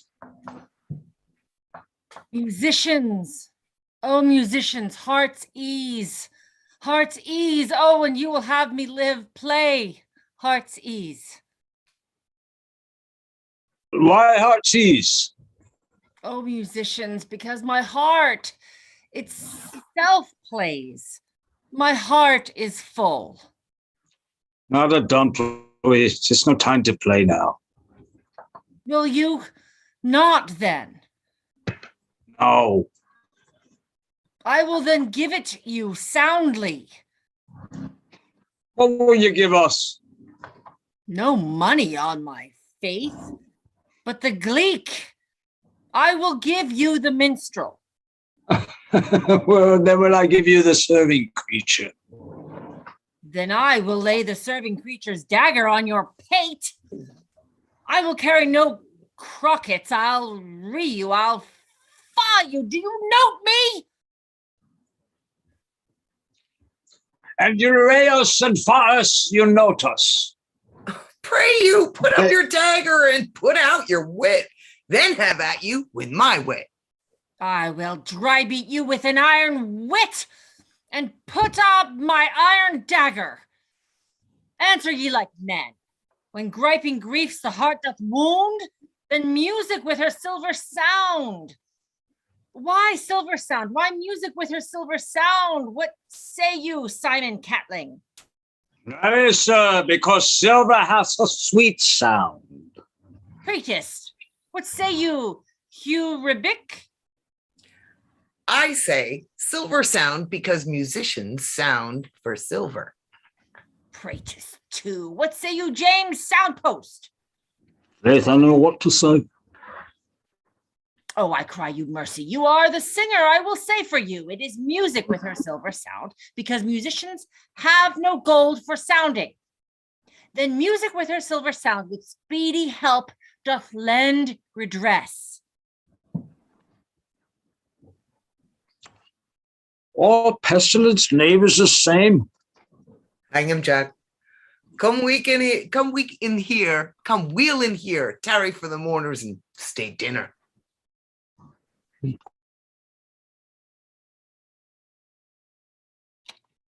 If I may trust the flattering truth of sleep, my dreams presage some joyful news at hand. My bosom's sight sits lightly in his throne, and all this and day an unaccustomed spirit lifts me above the ground with cheerful thoughts. I dreamt my lady came and found me dead. Strange dream that gives a dead man leave to think, and breathed such life with kisses on my lips that I revived and was an emperor. Ah me, how sweet is love itself possessed, when but love's shadows are so rich in joy. News from Verona? How now, Balthazar? Dost thou not bring me letters from the friar? How doth my lady? Is my father well? How doth my lady Juliet? That I ask again, for nothing can be ill if she be well. Marla, this is you. Also, Angus, your video is on. Oh, sorry. I'm sorry. That's What all right. page are we on? This is 124, bottom of your man, who's Balthazar, which is Romeo's man. Oh, that's me. I think so. That's what the. I'll read it. Let me just double check. Romeo's man, Marla. Yep, that's what Paul did. Okay. Then she is well, and nothing can be ill. Her body sleeps in Capel's monument, and her immortal part with angels live. I saw her laid low in her kindred's vault, and presently took post to tell it to you. Oh, pardon me for bringing these ill news, since you did leave it for my office, sir. Is it even so? Then I deny you stars. Thou knowest my lodging. Get me ink and paper and hire post horses. I will hence tonight. I do beseech you, sir, have patience. Your looks are pale and wild, and do import some misadventure. Tush, thou art deceived. Leave me, and do the thing I bid thee do. Hast thou no letters to me from the friar? No, my good lord. No matter, get thee gone, and hire those horses. I'll be with thee straight. Well, Juliet, I will lie with thee tonight. But see for means, O mischief, thou art swift to enter in the thoughts of desperate men. I do remember an apothecary, and hereabouts dwells, which late I noted, in tattered weeds, with overwhelming brows, culling of simples, meager were his looks. Sharp misery had worn him to the bones, and in his needy shop a tortoise hung, an alligator stuffed, and other skins of ill-shaped fishes, and about his shelves a beggarly account of empty boxes, green earthen pots, bladders, and musty seeds. Remnants of pack thread and old cakes of roses were thinly scattered to make up a show. Noting this penury, to myself I said, and if a man did need a poison now, wholesale is present death in Mantua. Here lives a caitiff, wretch would sell it to him. Oh, this same thought did but forerun my need, and this same needy man must sell it me. As I remember, this should be the house, being holy day, the beggar's shop is shut. What ho, apothecary?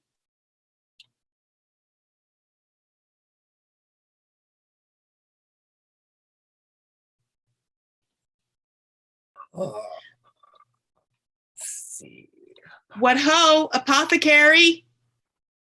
I don't know if Ken is with us or not, but he may be having. Oh, so loud. Okay. Come hither, man. I see that thou art poor. Hold, there is 40 ducats. Let me have a dram of poison, such soon speeding gear as will disperse itself through all the veins, that the life-weary taker may fall dead, and that the trunk may be discharged of breath as violently as hasty powder fired doth hurry from the fatal cannon's womb. Okay, we have Ken back. Okay, I'm back. Thanks. Such mortal drugs I have, but Mantua's law is death to any he that utters them. Art thou so bare and full of wretchedness and fierce to die? Famine is in thy cheeks, need and oppression starveth in thy eyes, contempt and beggary hangs upon thy back. The world is not thy friend, nor the world's law. The world affords no law to make thee rich, then be not poor, but break it and take this. My poverty, but not my will, consents. I pray thy poverty and not thy will. Put this in any liquid thing you will and drink it off. And if you had the strength of 20 men, it would dispatch you straight. There's thy gold. Worse poison to men's souls, doing more murder in this loathsome world than these poor compounds that thou mayst not sell. I sell thee poison, thou hast sold me none. Farewell, buy food and get thyself in flesh. Come, cordial and not poison.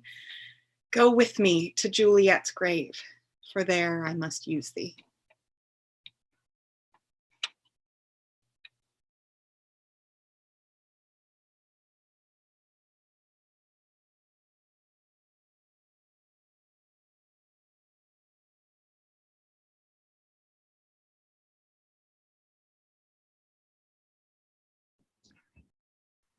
Holy Franciscan Friar, brother, who?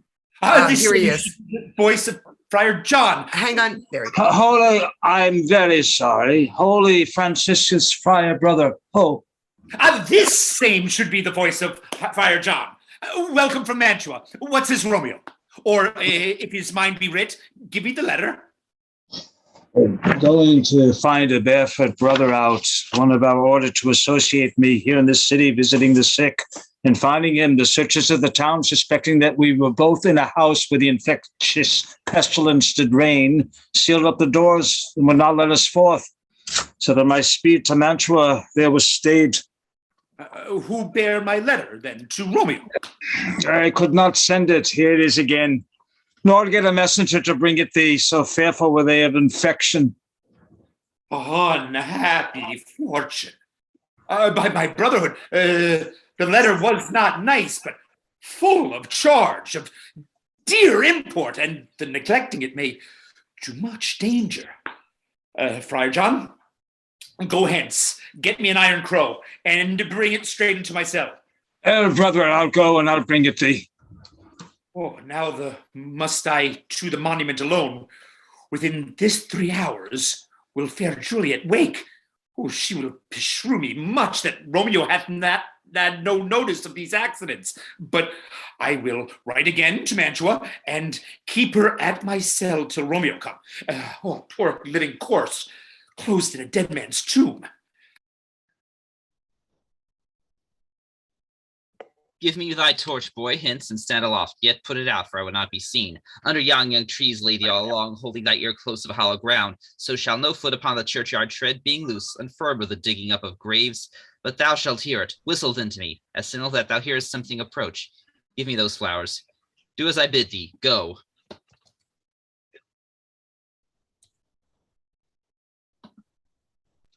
Try to find my space, my place.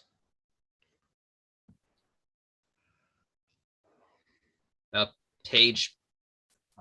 I'm almost there. I am almost afraid to stand alone here in the churchyard, yet I will adventure.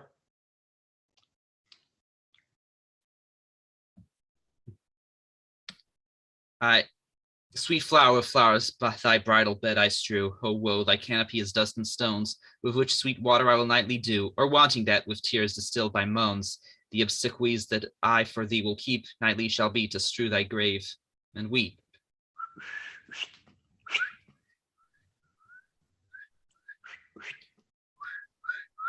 I'm a lousy whistler. The boy gives warning something doth approach. What cursed foot wanders this ways tonight, to cross my obsequies and true love's right? Would of a torch, muffle me night a while. Give me that mattock and the wrenching iron. Hold, take this letter early in the morning. See thou deliver it to my lord and father. Give me the light upon thy life, I charge thee. Whate'er thou hearst or seest, stand all aloof, and do not interrupt me in my course. Why I descend into this bed of death is partly to behold my lady's face, but chiefly to take thence from her dead finger a precious ring, a ring that I must use in dear employment. Therefore, hence be gone. But if thou jealous dost return to pry in what I further shall intend to do, by heaven I will tear thee joint by joint, and strew this hungry churchyard with thy limbs. The time and my intents are savage, wild, more fierce and more inexorable far than empty tigers or the roaring sea. You're muted, Lisa. No problem. I will be gone, sir, and not trouble you. So shalt thou show me friendship. Take thou that, live and be prosperous, and farewell, good fellow. For all this same, I'll hide me hereabout. His looks I fear, and his intents I doubt. Thou detestable maw, thou womb of death, gorged with the dearest morsel of the earth. Thus I enforce thy rotten jaws to open, and in despite I'll cram thee with more food. This is that banished haughty Montague that murdered my love's cousin, which with grief it is supposed the fair creature died. And here is come to do some villainous shame to the dead bodies. I will apprehend him, Stop thy unhallowed toil, vile Montague. Can vengeance be pursued further than death? Condemned villain, I do apprehend me. Obey and go for thee, for thou must die. I must indeed, and therefore came I hither. Good gentle youth, tempt not a desperate man. Flee hence and leave me. Think upon those gone, let them affright thee. I beseech thee, youth, put not another sin upon my head by urging me to fury. Oh, be gone.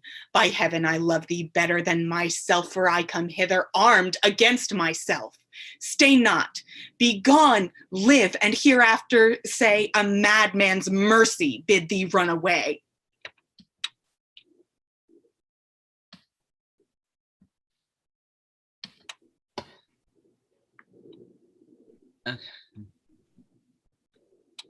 Okay, I do defy thy commiseration and apprehend thee for a felon here.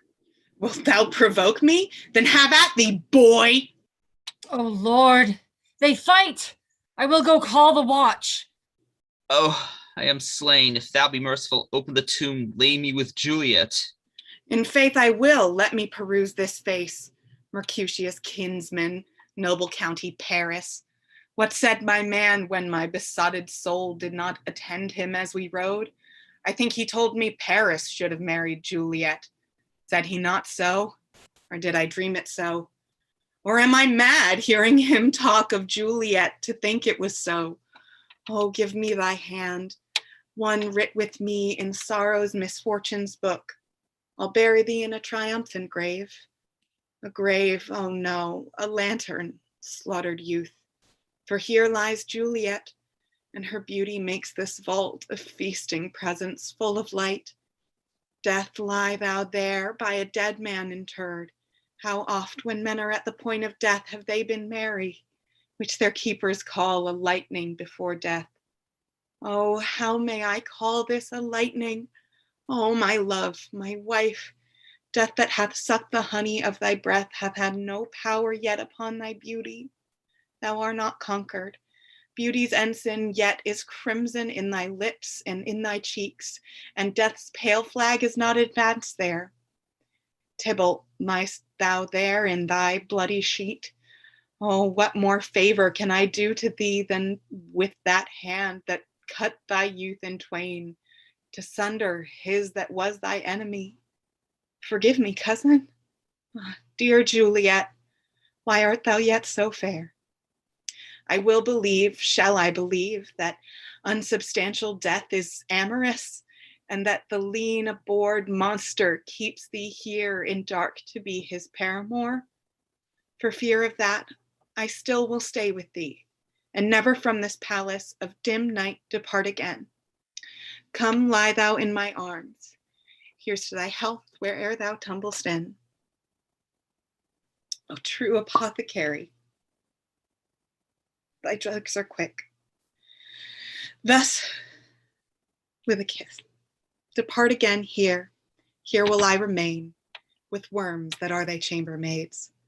Oh, here will I set up my everlasting rest, and shake the yoke of inauspicious stars from this world-wearied flesh. Eyes, look your last. Arms, take your last embrace.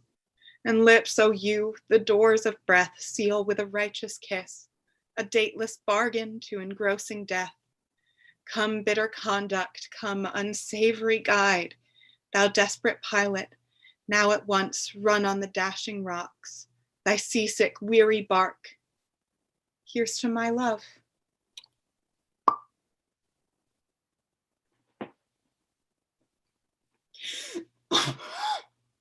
Oh, true apothecary, thy drugs are quick. Thus with a kiss, I die.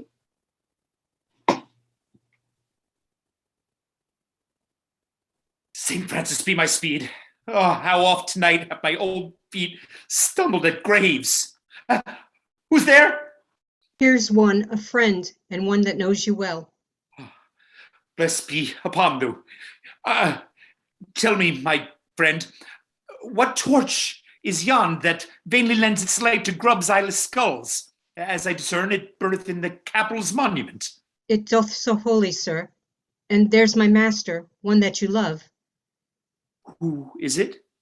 Romeo. How long hath he been there? Full half an hour. Go with me to the vault. I dare not, sir. My master knows not but I am gone hence, and fearfully did menace me with death, if I did stay to look on his tenants. Stay, then I'll go alone. Fears come upon me. Oh, much I fear some ill unlucky thing. As I did sleep under this young tree here, I dreamt my master and another fought, and that my master slew him. Romeo! Oh, alack. Alack, what blood is this which stains the stony entrance of this sepulchre? What mean these masterless and gory swords to lie discolored by this place of peace? Romeo. Oh, pale. Oh, who else? Oh, what? Paris, too. And steeped in blood. Ah, what a unkind hour is guilty of this lamentable chance. Oh, the lady stirs.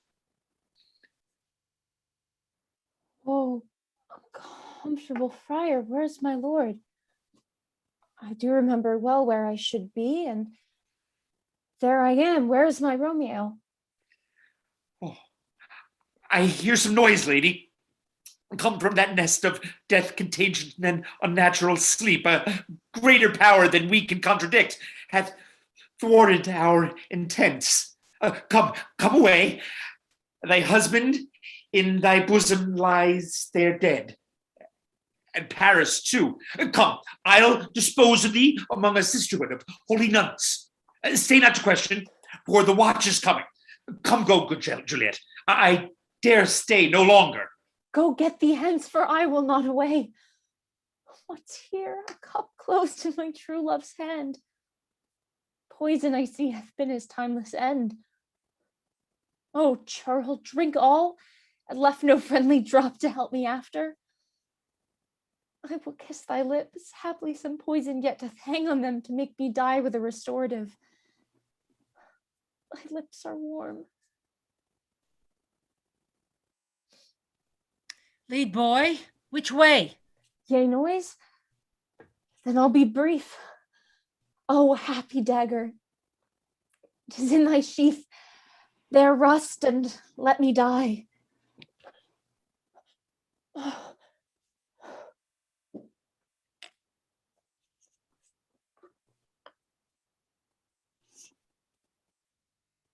This is the place, there where the torch doth burn. The ground is bloody. Search about the churchyard. Go, some of you. Whoe'er you find, attach. Pitiful sight.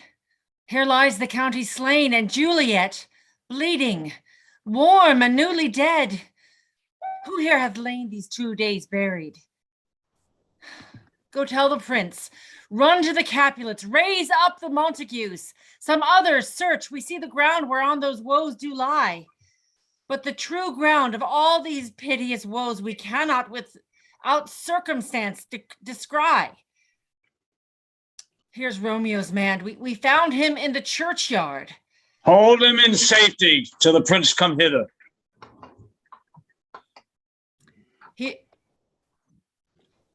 Here is a friar that trembles, sighs, and weeps.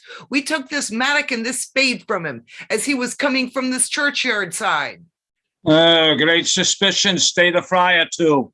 I'll tell you what, I'll read the prince so that you don't have quite so much to read, Robert. What misadventure is so early up that calls our person from our morning's rest? God, should it be that they shall strike abroad? Oh, the people in the street cry Romeo, some Juliet, and some Paris, and all run with open outcry toward our monument. What fear is this which startles in your ears? Sovereign, here lies the county Paris slain, and Romeo's. You want me to do it or no? That's Lisa, actually, the watch. What? Sovereign, here lies the county Paris slain, and Romeo dead, and Juliet dead before, warmed and new killed. Search, seek, and know how this foul murder comes. here is a friar, and slaughters Romeo's man with instruments upon them fit to open these dead men's tomb. Oh, heaven. Oh, wife, look how our daughter bleeds. This dagger has missed pain. For lo, his house is empty on the back of Montague, and he is missheathed in my daughter's bosom. Oh me, this sight of death is as a bell that warns my old age to a sepulchre. Okay, so now, Lisa, switch to Montague. Michael, are you still there? If you can cover any watch lines that come along or constable lines, that would be awesome, because Lisa's now going to be Montague.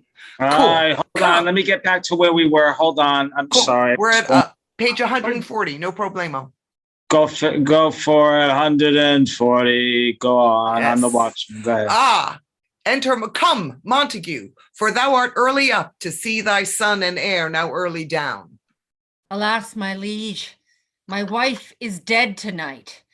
Grief of my son's exile hath stopped her breath. What further woe conspires against my age? Look, and thou shalt see. Oh, thou untaught, what manner is in this to press before thy father to a grave? Seal up the mouth of outrage for a while, till we can clear these ambiguities, and know their spring, their head, their true descent. And then will I be general of your woes, and lead you even to death. Meantime forbear, and let mischance be slave to patience. Bring forth the parties of suspicion.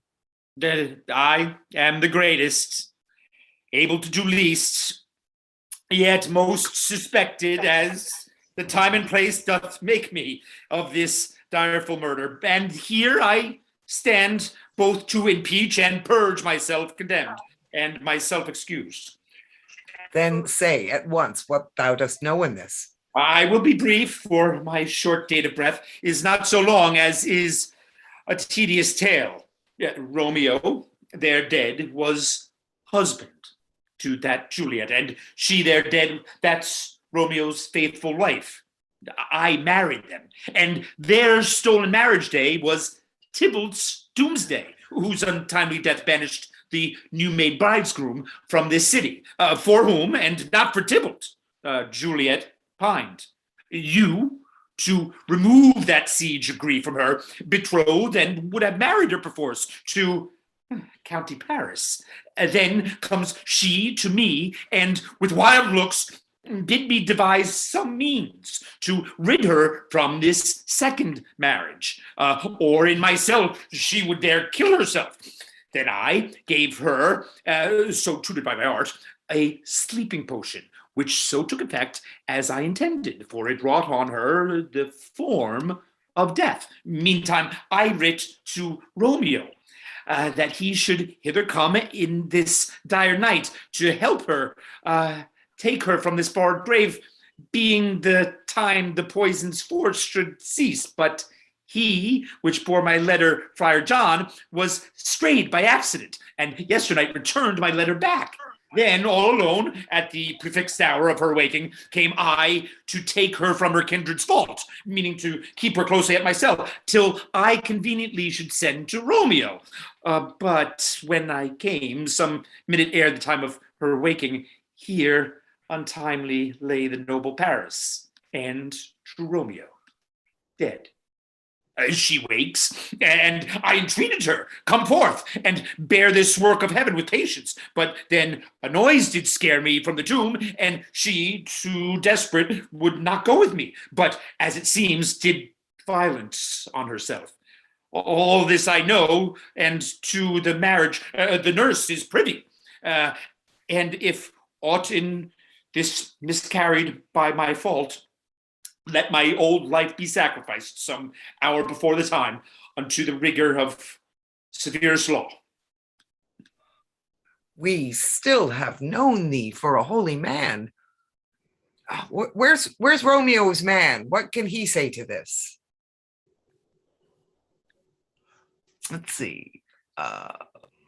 Marla, how about you take this? This was Balthazar, top of 43. Boy.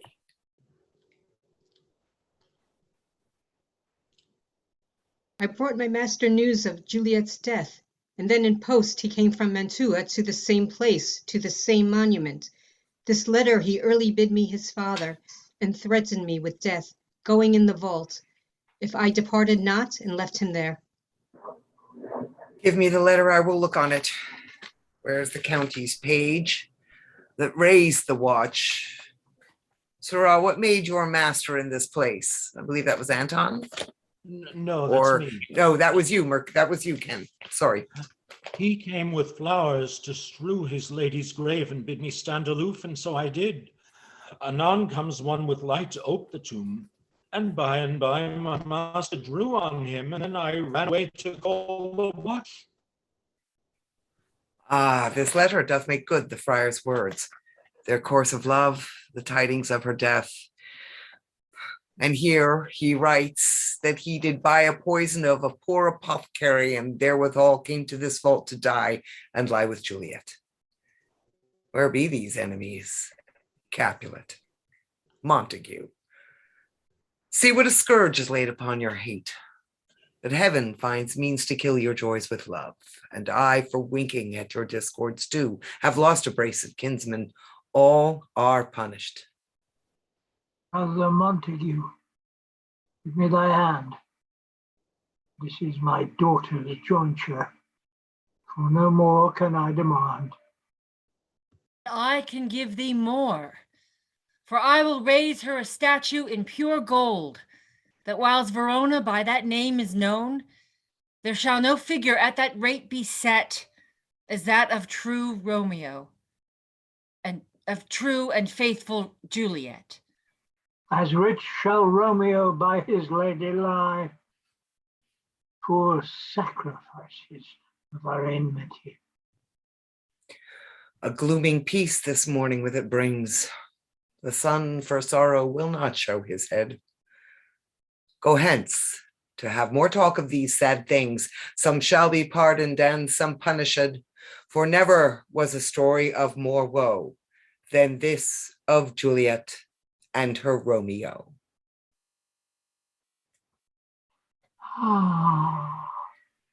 Aww. That is, Yes. I love that story. That has to be the Well most done, brilliant. everyone. Thank you. I all should so not have much. fallen backwards. That was a mistake. Yep, yep, you gotta go forward. That was a big mistake. That was a huge mistake. Oh, LMAO. That has to be one of the There we best go. closing speeches he ever wrote. Yeah. So good. yeah, it is a good one. Eleanor, I unmuted you if you want to talk. Hey, Okay. Eleanor. Hello, everybody. Hi there. How you doing? You were an excellent cast. And as far as how I'm doing, my mom's in the hospital. Oh, I'm sorry to hear. no. Sorry, Eleanor. We're glad you were able to enjoy the reading. Let's see. All righty, that was I so have to great. run Thank off you, and go to work, everybody. folks, but thank you so Going to much. promote me at this let's point? see if Okay, we thank you, I Amelia. also have to go to work, Bye. Amelia. All right, Yay. peace out. Romeo and Juliet have to go to Romeo work. and Bye, Juliet everyone. out. Yeah, okay. Good job, seeing you. everyone. Thank you. Thanks. Thank you, Ho- Marnie. Hopefully, I really next enjoyed time, listening. This yeah, was fun. I hopefully liked it. hopefully next time Amelia can do one where she actually survives. Where she actually lives. Yeah, You know, actually, there's this animated movie called Romeo and Juliet Sealed with a Kiss. Uh-huh. It's in which everyone's a seal. And they changed the ending. Oh, bummer. It's have you? It's not very good. Yeah. I can highly recommend Romeo and Juliet. That's a good one. Oh, yeah, I That's- like that one. Yeah, That's good. that's a lot of fun. My grandkids with the garden love that one. gnomes. Yeah. That is. Well, I it was fun there at the end because we kind of had to shuffle the parts because it's like the typical end of the melodrama. Everybody shows up all at once. It's like the end Oh, of yeah. Cymbeline. It's like, No, we don't talk about I Cymbeline. know, I mean, I kept God, forgetting Sarah. who I was playing. I was trying to conduct a list, but I was like, am I the boy or am I the watch or am I the who am I? Am I the boy? Am I the man? Am I the page? Well, the fun thing is to try and change the name on the credit on the picture. Oh, that was To say beyond here, me. I'm sorry. This one was tricky. I, sort of one line to change the name. It's difficult. Yeah. Sometimes it works. I've noticed you do that in other readings, Angus. Yeah. I'm so glad that we were able to do a mixture of our Interact Romeo and Juliet cast and the willing ISC members as well. That was good. Yeah. Good thing. Thank you, Good. guys. Yeah. I very wanted cool. to share with you guys something that it might interest you. It's Hamlet related. Uh-huh. Okay, so I think that I'm not sure whether this is tongue in cheek or not. So I'll let you guys judge.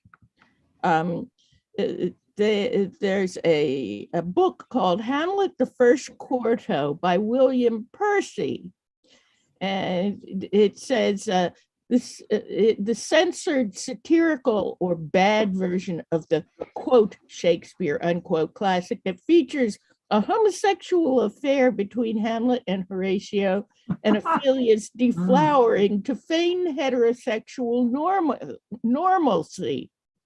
Oh.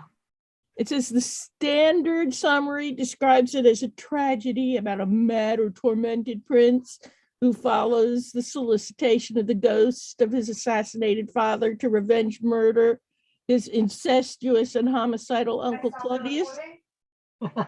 The commentary that accompanies this never before fully modernized first quarto explains how it was initially designed to be a satire that diverged from Saxo Grammaticus's Danish history, where Hamlet pretends to be mad, not only to execute revenge, but also to successfully win the crown from his uncle. The first quarto subtracts any desire for the crown from Hamlet and instead subversively explains that Hamlet is motivated to feign madness and to deflower Ophelia, to disguise his outlawed homosexual love for Horatio. Whoa. He makes no direct expressions of attraction towards Ophelia's beauty. And in the resolution, Horatio offers to poison himself to death when he learns Hamlet is dying. Cool. Eleanor, can I stop you here? Because this is like taking us off on a really, I'd like to just, I think we need to just wrap up the Romeo and Juliet before going into the academia of all of that. I mean, after having read Hamlet the other day, I really have come down on the side of Claudius and everybody else, and Hamlet can just, if he hadn't slept with Ophelia, I might have it in my heart to forgive him. But anyway, I'm just so glad that it was just such a great opportunity to read this. And for folks who were in my Interact production, I guess you can see how very much was cut. Yeah. Yeah, it's so interesting to see all the other bits. And also how in the folio there are things that, you have to leave, Ken? Yes, I have to leave. It was Take great care. fun. Good to see you again. Thank you so much, Ken. Great Mercutio. Thank you. Is a lot by Paul heart. here besides his picture? Paul is there he I is. just have to get back to work now. Thank you all so much. wanted- It's great, and especially for all of you who stepped in at the last minute for additional roles. So thanks so much. Paul, before you head Yeah. off, I wanted to